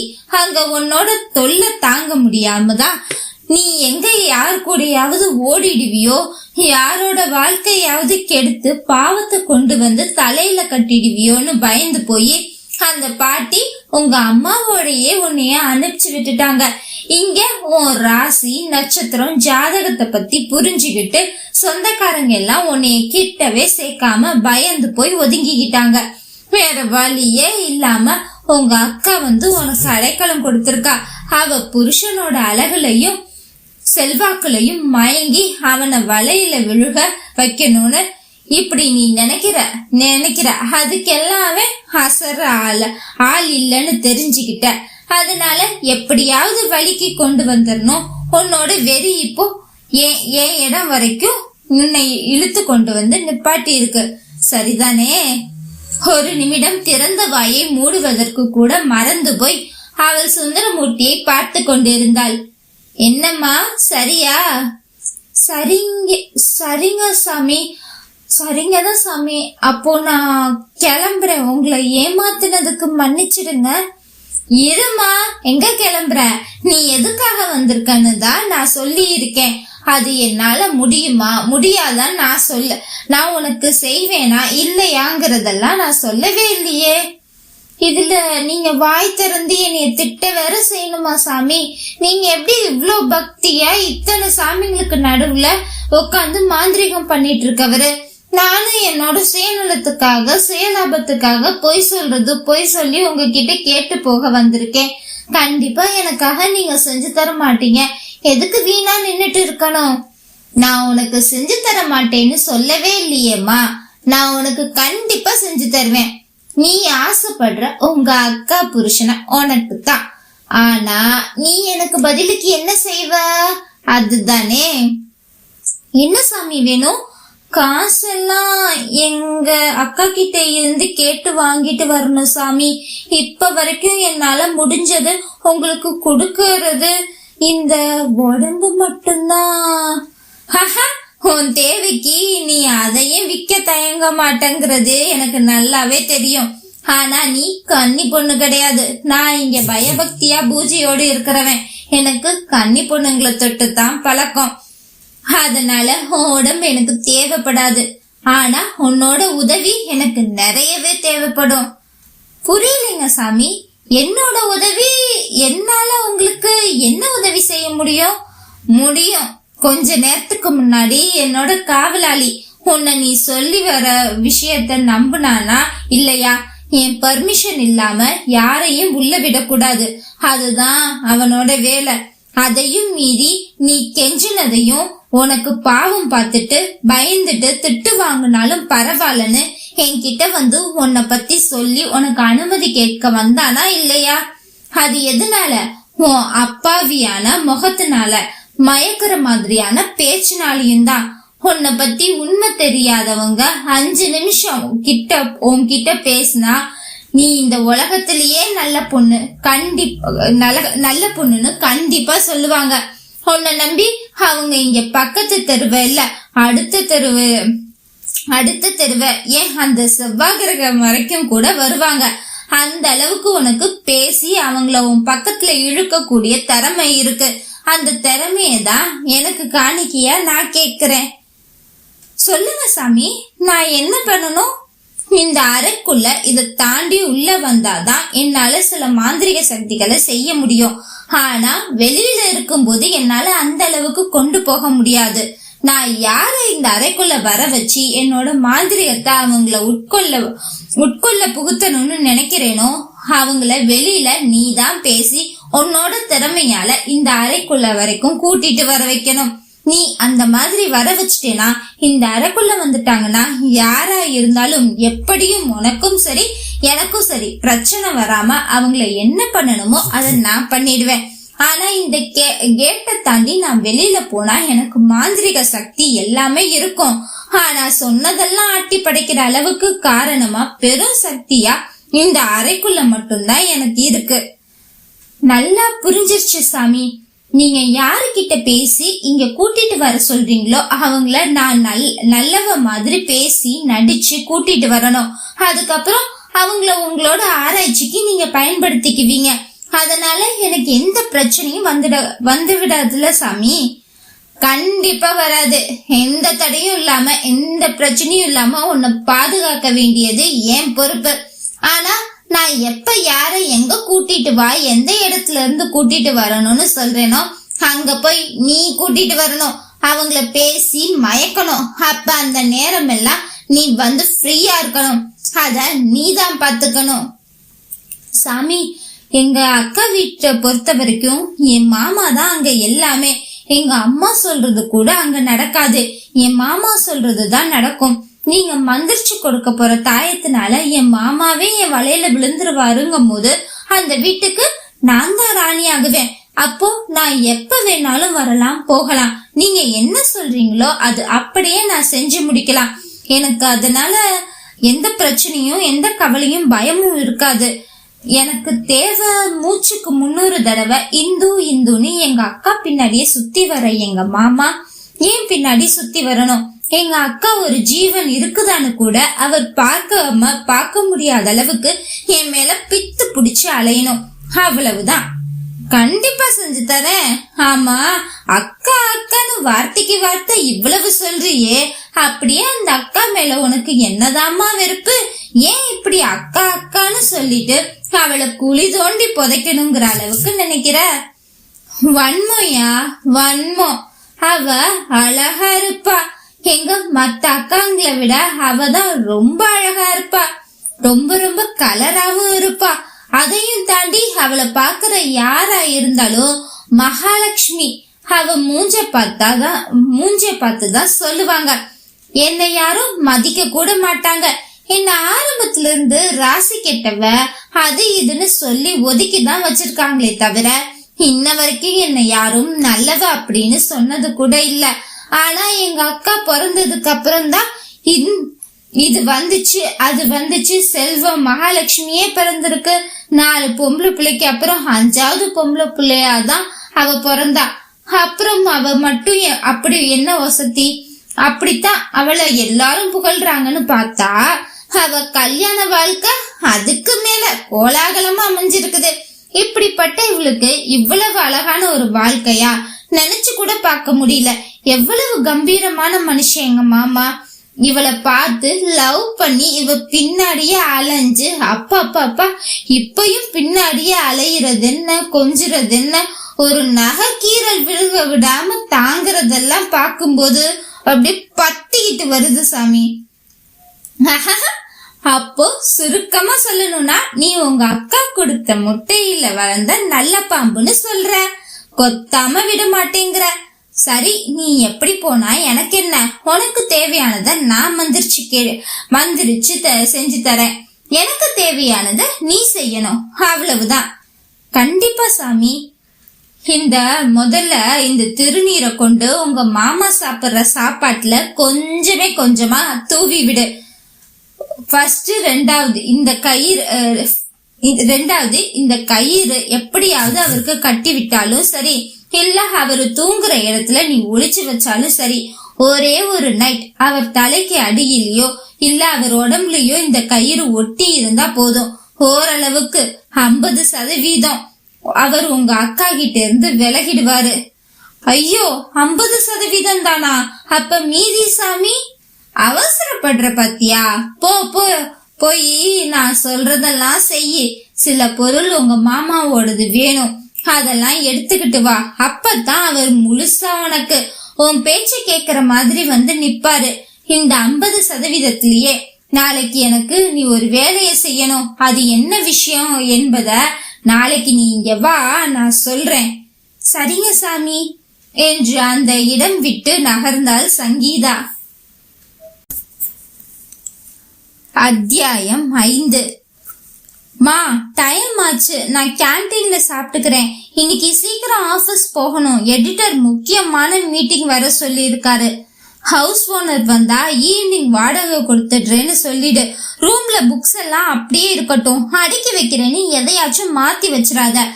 அபியக்கா ஏதோ வேண்டுதல்னு வெளியூர் போகணும்னு சொல்லிட்டு இருந்தா. கம்முன்னு படுத்து தூங்க சொல்லு, நான் வந்து கேக்குறேன் என்று இன்னும் ஈரம் காயாத தலையில் கைக்கு கிடைத்த கிளிப்பை போட்டுக்கொண்டு தன் ஷோல்டர் பேக்கை மாட்டிக்கொண்டு ஆட்டோ நெல்லுங்க என்றவாறே ஓடினாள் ஆனந்தி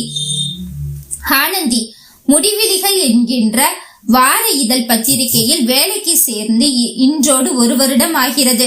பத்திரிகை துறையில் 100 வருடங்கள் பாரம்பரியம் மிக்க வார இதழ் அது. BE எலக்ட்ரானிக்ஸ் முடித்த கையோடு ஜர்னலிசம் படிக்க போவதாக ஆனந்தி அம்மாவிடம் சொன்னபோது விசித்திரமாகத்தான் ஆனந்தியை பார்த்தார்கள்.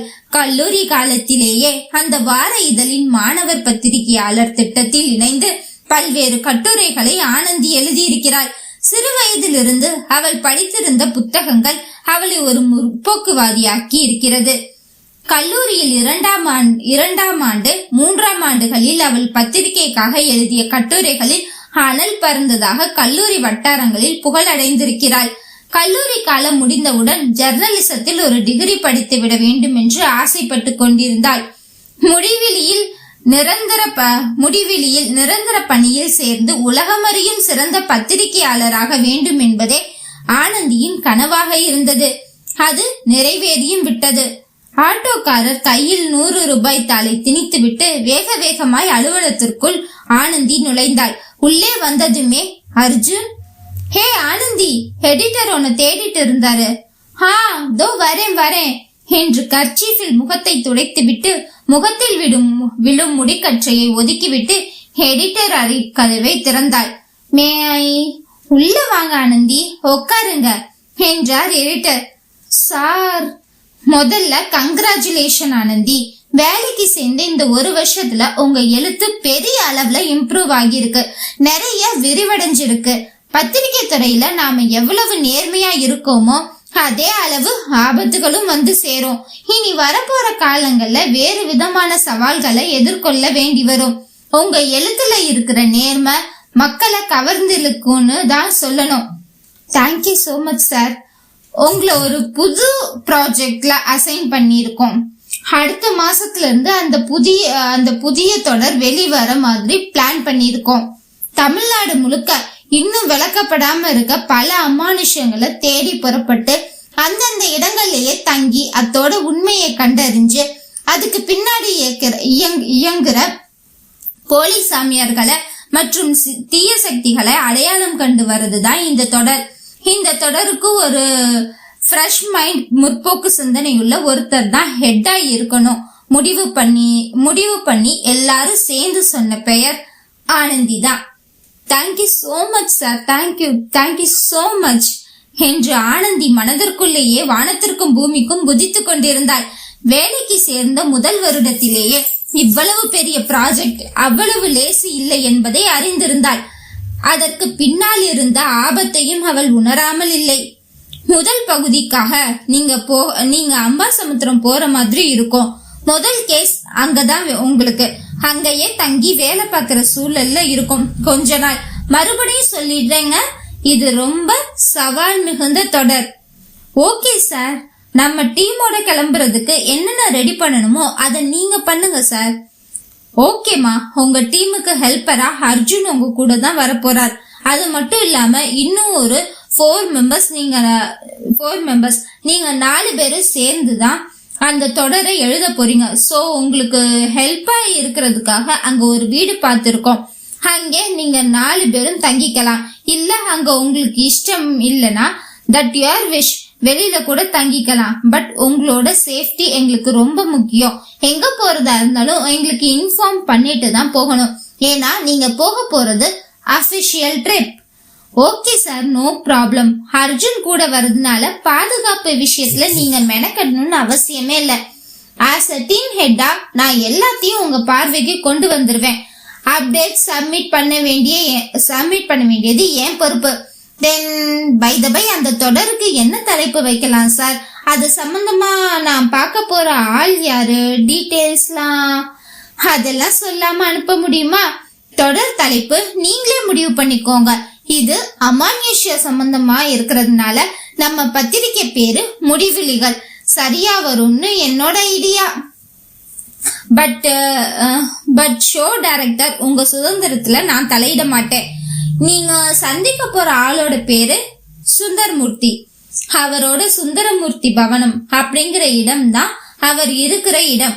சோ அவரு தான் இந்த பிளாக் மேஜிக் எல்லாம் செய்யறாங்கல்ல, அமானுஷம் அதெல்லாம் ரீக்ரியேட் பண்ணிட்டு வயசு பொண்ணுங்க எல்லாம் இந்த நரபலி சொல்றாங்கல்ல அந்த மாதிரி கொடுக்கறது எல்லாம் இதெல்லாம் கேள்விப்பட்ட நியூஸ் தான்.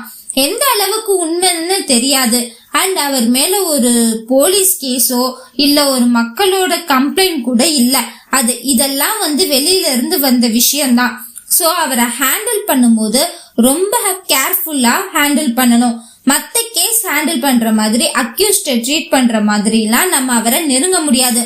அவரோட விஷயத்துல நம்பிக்கை வச்சிருக்கிற மாதிரி அவருக்கு ஹெல்ப்பர் மாதிரி நெருங்கிதான் அவரை பத்தி தெரிஞ்சுக்க முடியும். But too risky. அதனாலதான் உங்களை அனுப்பவே முடிவு பண்ணோம். அவரோட உண்மையான முகத்திரையை காமிச்சிட்டோம்னா நம்ம பத்திரிக்கை தான் டிஆர்பில நம்பர் 1 இருக்கும். அதுக்காக உங்க லைவ் அடகு வைக்க முடியாது. சோ கொஞ்சம் பி கேர்ஃபுல்மா. டோன்ட் வரி சார், உங்க நம்பிக்கை காப்பாத்துறது எங்க கடமை. அண்ட் என்னோட சேஃப்டி நான் பாத்துப்பேன். அதான் என்னோட பாடி கார்டு வரானே. கிலுக்கி சிரித்தால் தலைவன் நினைவில். உண்மைதாம்மா. அர்ஜுன் லவ் எங்க எல்லாருக்குமே தெரியுமே. இந்த ப்ராஜெக்ட் சக்சஸ் மீட்ல உங்க மேரேஜ் டேட் அனௌன்ஸ் பண்ணணும், பாத்துக்கோங்க. Okay sir, done. நாங்க எப்போ கிளம்பணும்? உங்களுக்கு அபிஷியலா ஒரு கார் அரேஞ்ச் பண்ணிருக்கேமா. நீங்க எல்லாரும் இன்னைக்கு நைட் கிளம்ப ரெடி ஆகிக்கோங்க. இன்னைக்கு ஈவினிங் ஒர்க் முடிச்சுட்டு அப்படியே நீங்க அம்பாசமுத்திரம் கிளம்பணும். உங்க 4 பேருக்குமே டிரைவிங் தெரியும். சோ மேனேஜ் பண்ணிக்கோங்க. உங்களுக்கு நாளை விடியல் அம்பாசமுத்திரம் தான். ஓகே சார் என்று துள்ளலாக கிளம்பியவளுக்கு தெரியாது தன் வாழ்க்கையை புரட்டி போட போகிற பயணம் இரவு ஆரம்பம் என்று. பணிக்கு சேர்ந்து 1 வருட காலத்திலேயே இத்தகைய சவாலான விஷயத்தில் தான் இறங்க போவது அவளுக்கு த்ரில்லிங்காக இருந்தாலும் கூடவே சின்ன நெருடல் கூட இருந்து கொண்டே இருந்தது. இங்கே அம்மாவையும் அக்காவையும் மட்டும் தனியாக எப்படி விட்டு செல்வது என்பதுதான் அந்த நெருடல். ஆனந்தி சென்னையில் புகழ்பெற்ற பத்திரிகை நிறுவனத்தில் தான் பணியாற்றுகிறாள். ஆனந்தியின் குடும்பம் அம்மா அக்கா மட்டுமே. அம்மா கனிமொழி உயிராக காதலித்தவனையே வீட்டை எதிர்த்து கரம் பிடித்தாள். அவனே தெய்வம் என்று திருமணம் செய்து கொண்டவர். ஆனால் அவனுக்கு 2 பெண் பிள்ளைகளை பிறக்கவும் ஜோதிடத்தில் நம்பிக்கை கொண்ட அவனுக்கு இனி தொட்டதெல்லாம் தோல்வி என்று கூறவே அதையே பிடித்து கொண்டு சொல்லாமல் கொள்ளாமல் இவர்களை அம்போ வென்று விட்டு சென்று விட்டான் கையாலாகாத அந்த கணவன். கனிமொழிக்கு மூத்தவள் அபி 4 வயது குழந்தை.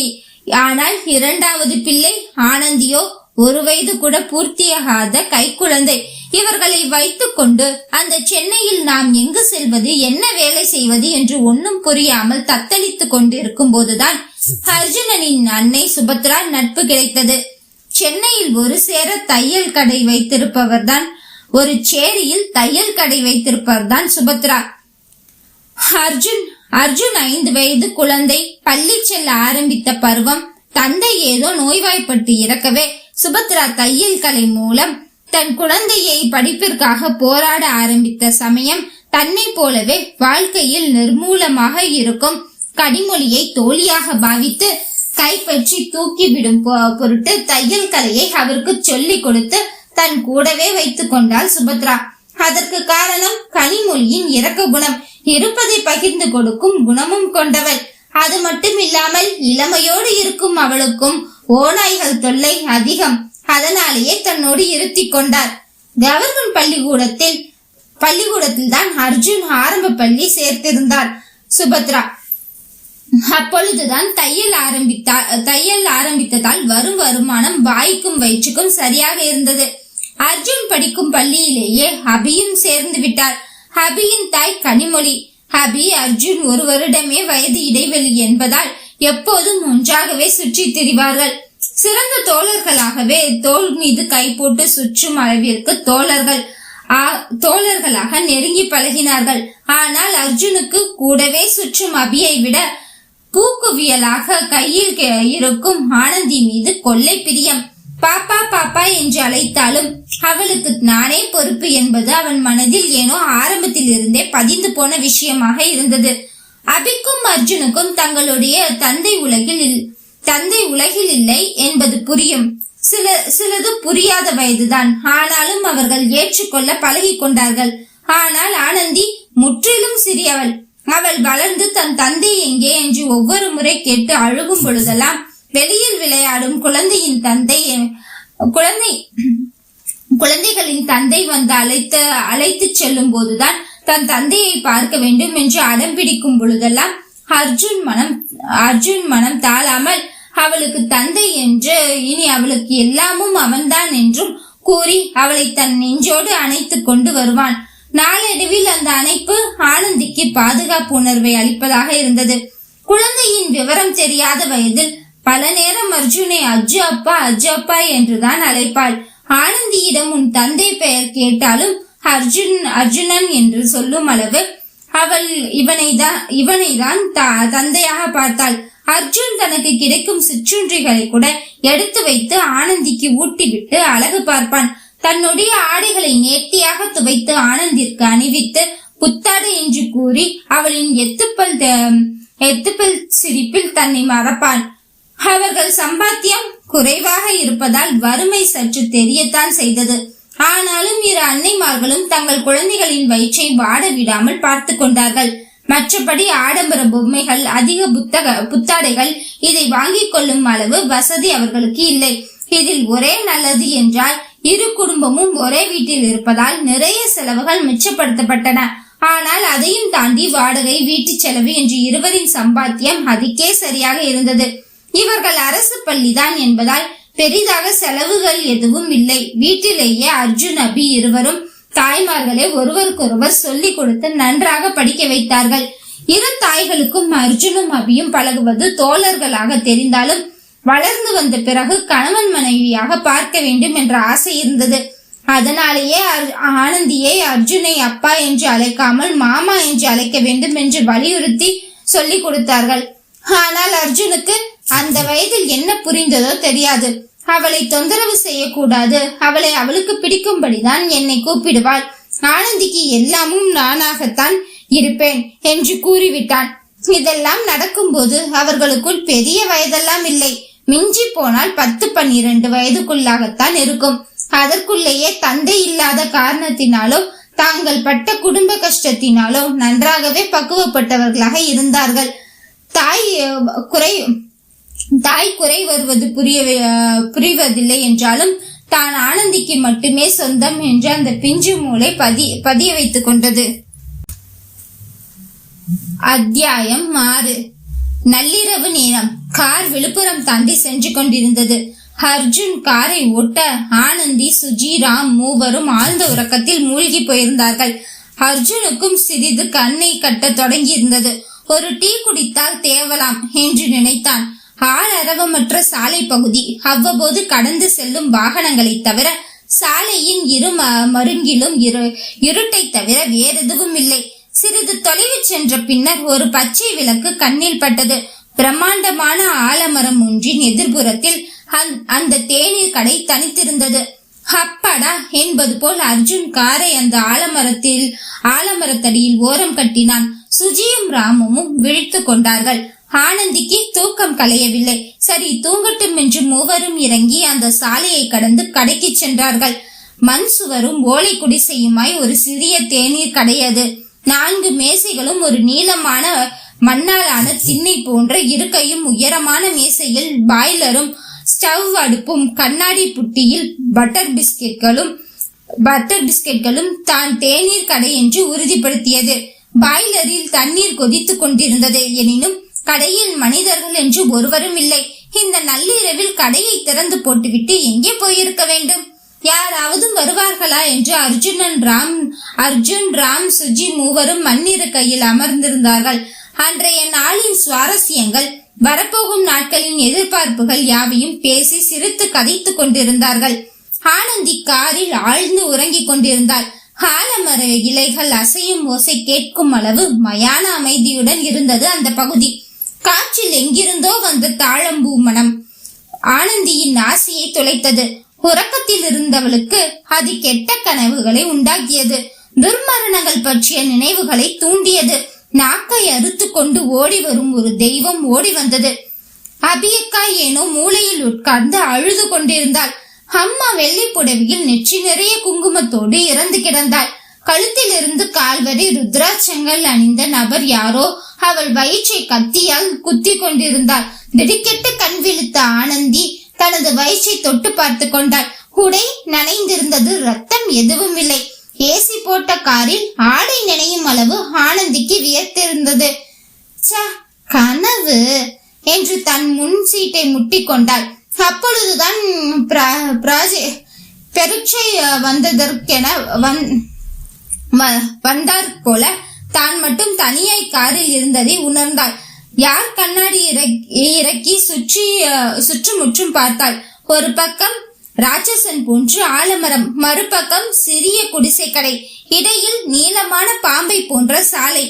தேநீர் குடிக்க இறங்கி இருப்பார்கள் என்ற யுகத்தோடு ஆனந்தி காரை விட்டு இறங்கினாள். சாலையை கடந்து தேநீர் கடையை அடைந்தாள். மங்கிய விளக்கொலியும் நிசப்தமும் தவிர மனிதர்கள் ஒருவரும் இல்லை அங்கே. மின்னல் போல அவ்வப்போது குளிர்காற்று அவளை கடந்து சென்று கொண்டே இருந்தது. மனதில் ஏதோ ஒன்று நெருடி கொண்டே இருந்தது அவளுக்கு. இந்த அர்த்தராத்திரியில காரை விட்டுட்டு 3 பேரும் எங்க போயிட்டாங்க என்று ஒரு எரிச்சல் கலந்த பயம் அவளை தொற்றிக் கொண்டது. கெட்ட கனவின் பாதிப்பில் இருந்து இன்னும் அவள் மீளவில்லையே. அடிக்கடி வயிற்றை தொட்டு பார்த்து கொண்டாள். காரிலேயே உட்கார்ந்து கொள்ளலாம் என்று கடையை விட்டு வெளியேற நினைத்த போதுதான் அந்த சத்தம் அவளை மேலும் அச்சைப்படுத்தியது. கிளுகிளு சலசல என்று கொலுசொலி ஓசையாக மணியோசையாக என்றறிய முடியாத ஓசை அது. நெருங்கி வந்து விலகியது போல தோன்றியது ஒரு ஒலி. மீண்டும் ஒரு முறை உடல் முழுக்க வியர்த்தது அவளுக்கு. எந்த ஊர் எந்த இடம் என்று அறியாத ஊரில் ஆளரவமற்ற காட்டூர் சாலையில் இப்படி ஒரு ஓலை குடிசையில் தன்னந்தனியாக தனித்திருப்பது என்ற நினைப்பே அவளை மிரளச் செய்தது. கண்களை இருக்க மூடி அந்த மண் இருக்கையிலேயே அமர்ந்து கொண்டாள். மந்திரம் போல எதையோ முணுமுணுத்து கொண்டிருந்தாள். நிமிர்ந்த நன்னடை, நேர்கொண்ட பார்வை, நிலத்தில் யாருக்கும் மஞ்சாத நெறிகள். உடல் வியர்க்க தன் அச்சத்தை போக்க பாடிக்கொண்டிருந்தாள். சற்று நேரத்தில் திடுதிடுவென்று ஒரு கூட்டமே ஓடி வருவது போல் சத்தம் மேலெழும்ப ஆனந்தியும் வேகமாக பாட ஆரம்பித்தாள். மிக மிக அருகில் வந்த அந்த சத்தம் அப்படியே நின்றது. கண்களை திறக்க தைரியம் வந்தது போல ஒரு கண்ணை மட்டும் திறக்க பே என்று அர்ஜுன் சுஜிராம் கத்த அதைய பார்த்ததும் ஆனந்தி ஹா என்று கத்திவிட்டாள். கையில் இருந்த வாட்டர் பாட்டிலை அர்ஜுன் மீது வீசி எறிந்தாள் ஆனந்தி. அச்சமும் சிரிப்பும் கலந்த துணியில் ஆங்கில கெட்ட வார்த்தைகளை வேறு வீசி எறிந்தாள். கேமரா பாருங்க, இட்ஸ் எ பிராங்க் என்று மூவரும் உரக்க கத்தினார்கள். மூட நம்பிக்கை, அமானுஷ்யங்களை தாண்டி பயம் என்பது அழுகை சிரிப்பு போல அடிப்படை மனித உணர்ச்சி என்பாள் ஆனந்தி. ஒரு வகையில் மனிதனுக்கு தோன்றிய பயத்திலிருந்துதான் அறிவு வளர தொடங்கியது. பயத்தை களைய தொடங்கிய பொழுதிலிருந்துதான் அறிவின் பாதை தொடங்குகிறது என்பது ஆனந்தியின் வாதம். உனக்கே உயிரானேன் என்னாலும் என்னை நீ மறவாதே, நீ இல்லாமல் எது நிம்மதி, நீதான் என் சந்நிதி. இளையராஜாவின் தாலாட்டிசையில் கார் விழுப்புரம் தாண்டி சாலையில் மிதந்து கொண்டிருந்தது. இம்முறை ராம் தான் மாற்றிக்கொள்வதாக காரை ஓட்டினான். நண்பர்கள் நால்வரும் சற்று நேரம் முன்பு நிகழ்ந்த வேடிக்கை விளையாட்டினை மறந்து இசையில் லயக்கனானார்கள். அவரவர் உலகத்திலிருந்து ப்ராஜெக்ட் பற்றி அறிவுறுத்தல்களை கூறிய பின்பு உங்களுக்கு தேவையான டீமை நீங்களே உருவாக்கி கொள்ளுங்கள் என்று எடிட்டர் கூறியபடி ஆனந்தி அவளுடைய டீமில் அர்ஜுனன், சுஜி, ராமை இணைத்துக் கொண்டாள். அர்ஜுனன் அதே முடிவிலிகள் பத்திரிகையில் போட்டோ ஜெர்னலிஸ்டாக பணிபுரிபவன். ஆனந்திக்காகத்தான் அவனும் அங்கு வேலைக்கு சேர்ந்தான். என்றாலும் அவன் சேகரித்த சில முக்கிய செய்தி படங்கள் பல கேசுகளின் முக்கியமான திருப்பத்தை கொண்டு வந்தது. முதல் வருடத்திலேயே பத்திரிகையின் முதன்மையான போட்டோ ஜெர்னலிஸ்டாக இருந்தான். மிடுக்கான தோற்றம், துருதுருவென்று செயல் வேகம், அறிவார்ந்த பேச்சு அனைவரையும் கவர்ந்தது. அடுத்ததாக ராம், நடமாடும் மினி போட்டோ டேட்டாபேஸ், உலக வரலாற்றை கரைத்து குடித்தவன். எந்த வருடத்தில் எந்த சம்பவம் என்றாலும் மணி நேரங்கள் தகவல் தரக்கூடிய வல்லமை பெற்றவன். அத்துடன் அவனுடைய கணினி அறிவும் ஆனந்திக்கு தேவையாகப்பட்டது. ரகசிய கேமரா, பட்டன் மைக் என்று புது புது ஸ்பை கேஜெட்ஸ் எங்கிருந்தோ வாங்கி அதை பயன்படுத்த பத்திரிகையாளர்களுக்கு வகுப்பும் எடுப்பவன். ஆனந்தியை பிராங்க் செய்ய பயன்பட்டதும் இவனுடைய கருவிகள் தான். தாளம்பூ மற்றும் பல்வேறு வாசனைகளை தரக்கூடிய கருவி, மணி சத்தம் மற்றும் கூட்டமாக ஓடி வரும் சத்தமெல்லாம் அவனுடைய கைவண்ணம் தான். கடைசியாக சுஜிதா என்கின்ற சுஜி, அருகில் அங்கிருப்பவர்களில் மிகவும் இளையவள். அந்த வயதிற்குண்டான துடுக்குத்தனத்துடன் பட்டாம்பூச்சியாய் அலுவலகத்தில் உலாவியவள். ப்ராஜெக்டுக்கு தேவையான டாக்குமெண்டேஷன், அதாவது ஆவணமாக்கல் வேலைகள் மற்றும் பேப்பர் ஒர்க்ஸ் எல்லாம் இவள் பொறுப்பு என்று ஆனந்தி இவளுக்கு சொல்லி இருந்தாள். அது மட்டுமில்லாமல் சுஜி மிக சிறந்த தொகுப்பாளர் மற்றும் திட்டமிடலில் கில்லாடி. ஒரு நாளில் கொடுக்கப்பட்ட எல்லா டாஸ்குகளையும் தேர்ந்த திட்டமிடுதலில் விரைவாக முடிக்க செய்திடுவாள். ஆனந்தி, அர்ஜுன், ராம், சுஜி நால்வரும் சிறந்த நண்பர்களாயிருந்தால் அவர்களுக்கு ஒரு புரிந்துணர்வு இயற்கையாகவே இருந்தது. இதில் ஆனந்தியின் காதலும் உறவும் ஊருக்கே பட்டவர்த்தனமாக தெரியும் என்பதால் இருவரிடமும் அவ்வப்போது ஒளிரும் காதல் தீண்டல்களும் செல்ல சீண்டல்களும் பெரிதாக அருகில் இருக்கும் யாரையும் பாதிக்காது. ராம், சுஜியும் ஆனந்தி அர்ஜுனின் நட்பு வட்டத்திற்குள் இருந்தாலும் பெரிதாக பேசிக் கொள்வதற்கு சந்தர்ப்பங்கள் ஏற்பட்டதில்லை. ஆனால் பரஸ்பரம் அறிமுகம் உண்டு இருவருக்கும். இன்றுதான் முதலில் நால்வருமாக பயணமும் வேலைக்காகவும் இணைகிறார்கள். பெரும்பாலும் அலுவலகத்தில் இவர்களுக்கு கட்டையை போட யாரேனும் இருப்பார்கள். இன்று தலைமையே இவர்களுக்கு இந்த பொறுப்பை தந்து விட்டதால் அல்லக்கைகள் விலகி கொண்டார்கள். சுஜி இளையவள் என்பதால் அவள் இதுவரை எந்த காதலிலும் வம்புகளிலும் மாட்டிக்கொண்டதில்லை. ஆனால் ராம் பல காதல் தோல்வியை பார்த்தவன். தன்னை காதல் மன்னனாக நினைத்து பெண்களிடம் வாங்கி கட்டிக்கொள்ளும் உயர்ந்த உள்ளம். அழகாக ஒரு பெண் நின்றாலே, ஹாய், ஐ எம் ராம், நான் சிங்கிள், நீங்க என்று கடலை போட ஆரம்பித்து விடுவான். இவன் அழகிலும் தோற்றத்திலும் மயங்கி நிறைய பெண்கள் கூடவே கடலையும் போடுவார்கள். ஆனால் அவர்கள் எல்லாம் கடலையோடு முடித்து விடுவார்கள். அதில் சில பெண்கள் மட்டும் ராமின் மனதிற்கு மிக நெருக்கமாக வருவார்கள். அவர்களை அடுத்த நிலைக்கு கடத்தி செல்லலாம் என்று எண்ணும் போது எங்கிருந்தாவது வந்து தடைக்கல் ஒன்று விழுந்துவிடும். அதனாலேயே பல காதல் தோல்விகளை பார்த்து காதலுக்கும் நமக்கும் ஒத்து வராது, அன்னையாக நம்ம யாராவது முடித்து வைத்தால் தான் உண்டு என்று காதல் என்ற பக்கமும் செல்லாமல் அதற்காக பெண்களிடமிருந்து விலகுபவனும் அல்ல. இப்பொழுதும் ஏதாவது அழகிய பெண்களை கண்ணுக்கு குளிர்ச்சியாக அவன் சந்திக்கும் பொழுது அவனுடைய வசனத்தை அங்கு நங்கூரமாக இட்டு வைப்பான். இங்கு கார் மறுபடியும் புறப்பட்டு செல்லும் பொழுது பின்னிருக்கையில் அர்ஜுனும் ஆனந்தியும் ஏறிக்கொண்டதால் வம்படியாக சுஜியை முன்னிருக்கையில் அமரச் சொல்லி கஞ்சாடை காட்டினாள் ஆனந்தி. காரணம், 4 பேர் இருக்கிறார்கள், நாகரிகமாக நடந்து கொள்ள வேண்டும் என்றெல்லாம் அர்ஜுன் தான் பார்ப்பானே தவிர அவன் எப்பொழுதும் என்னுடைய புருஷன், என்னுடைய ஆள் என்கின்ற நினைப்பில் தான் ஆனந்தி அவனிடம் ஒட்டி உறவாடுவாள். இப்பொழுதும் அதனாலேயே சுஜியை கெஞ்சி கஞ்சாடையில் கொஞ்சி ராம் அருகில் அமர வைத்தாள். ஹனிமூனுக்காடி போறோம், அந்த கொரிலா கூட கோர்த்து விட்றியடி எருமை என்று சலித்து கொண்டாலும் தன்னுடைய தோழிக்காக முன்னிருக்கையில் சென்று அமர்ந்து கொண்டாள். மிக மிக நெருக்கமாக ஆனந்தி அர்ஜுனின் கை சந்துக்குள் தன் கையை நுழைத்து கொண்டு அவனிடம் ஒட்டி உட்கார்ந்து கொண்டாள். அதுவரை அந்த பக்கம் திரும்பி நடைபாதையை ரசித்துக் கொண்டு வந்தவன் இவளின் அதிகபட்ச நெருக்கத்தில் தான் திரும்பி பார்த்தான். அப்பொழுதுதான் அங்கு சுஜி இல்லை, முன்னிருக்கையில் இருக்கிறாள் என்பதே புரிந்தது.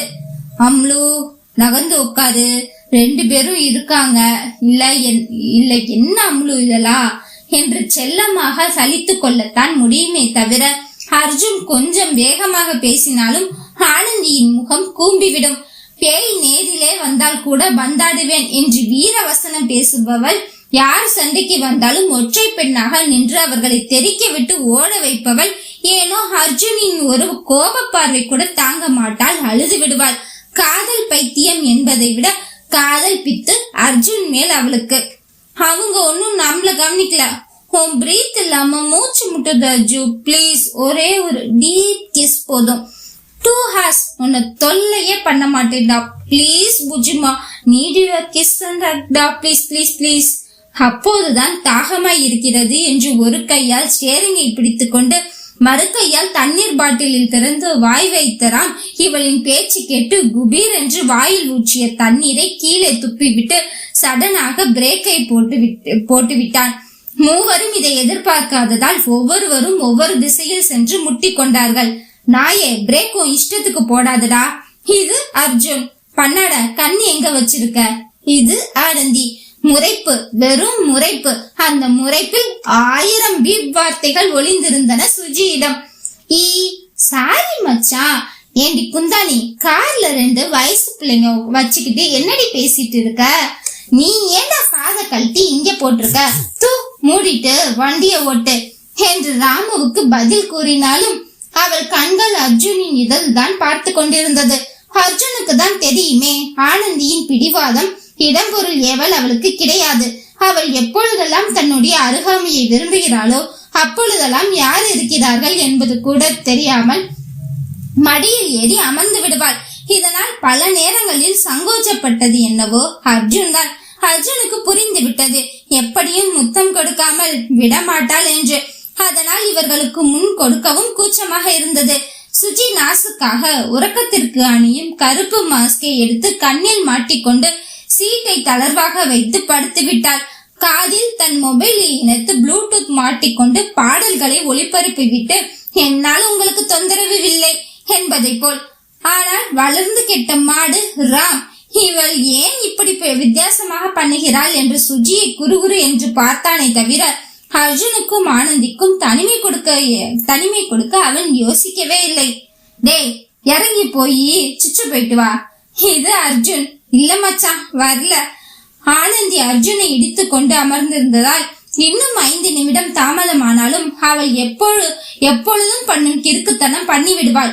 அதனால் இவனாகவே சற்று வேகமாக முன்னாடி சென்று காரின் விளக்கை அணைத்து விட்டு அவனை முன்பக்கம் திரும்ப சொல்லிவிட்டு காரில் ஓடிக்கொண்டிருக்கும் இளையராஜா கீதத்தை சற்று ஒலி அதிகமாக வைத்துவிட்டு வேகமாக ஆனந்தியின் இடைப்பற்றி இழுத்து இதழ் தேன் பருக தொடங்கிவிட்டான் அர்ஜுன். அர்ஜுனின் வேகத்தில் ஆனந்தி சுவாசத்திற்கு சிரமப்பட்டால்தான், ஆனாலும் அவனின் சுவாசம் வேண்டும் அவள் வாழ. அர்ஜுன் எப்பொழுதும் தானாக முன் என்பது எதையும் ஆனந்தியிடம் எதிர்பார்க்க மாட்டான். ஆனால் ஆனந்தி எதிர்பார்க்கிறாள் என்றால் அவளுக்கு திகட்ட தந்து விடுவான். இந்த உலகத்தில் ஆனந்தி மட்டும்தான் அவனுக்கு முதன்மை. இப்பொழுதும் அது போலதான். இடையில் கைரேகை பதிய அவன் வலிய கருத்தினால் அழுத்தி பிடித்து, இதழ் வழியே உயிரை உரிய முடியுமா? இதோ முடியுமே என்பது போல் ஆனந்தியின் இதழை கடித்து சுவைத்து மென்று கொண்டிருக்கிறான். இத்தோடு லட்சம் முத்தங்கள் பரிமாற்றிக் கொண்டார்கள். ஆனாலும் முதல் முத்தம் போன்றதொரு பரவசம் இருவரிடமும். சலிக்கவே சலிக்காதா? முத்தம் சலிக்குமா? இல்லவே இல்லை. ஒரு ஆழ்ந்த முத்தம் நிமிடத்திற்கு 3 கலோரிகளை எரிக்கும். உடற்பயிற்சி செய்வதற்கு சமம் இதழ் அணைப்பு. இணையோடு அரவணைத்து தரும் இதழ் முத்தத்தில் உடல் முழுவதும் புத்துணர்ச்சி பெறும். ஆனந்தி எப்பொழுதும் அவள் பிள்ளையாய் கையில் தவழ்ந்த போதும், கிள்ளை மொழி பேசிய போதும், குமரியாய் நெஞ்சு நிறைய பூத்த போதும் அர்ஜுனின் இணையான துணை ஆனந்தி ஒருவளே. என்ன மக்களே, முதல் 6 அத்தியாயங்கள் உங்களுக்கு பிடிச்சிருக்கும்னு நம்புறேன். இன்னும் மறுபடியும் தொடர்ந்து அத்தியாயங்கள் கேட்கறதுக்கு கிவி நாவல்ஸ் சேனலை சப்ஸ்கிரைப் பண்ணிடுங்க. மறக்காம பெல் ஐக்கானையும் தட்டி விட்டுக்கோங்க. இந்த கதையை பத்தியும் நம்ம ஹீரோயின்ஸோட கேரக்டர் பத்தியும் நீங்க என்ன நினைக்கிறீங்கிறத கமெண்ட்ல மறக்காம சொல்லிட்டு போயிடுங்க. லைக் அண்ட் ஷேர் எப்பவும் போல பண்ணிடுங்க. நன்றி மக்களே.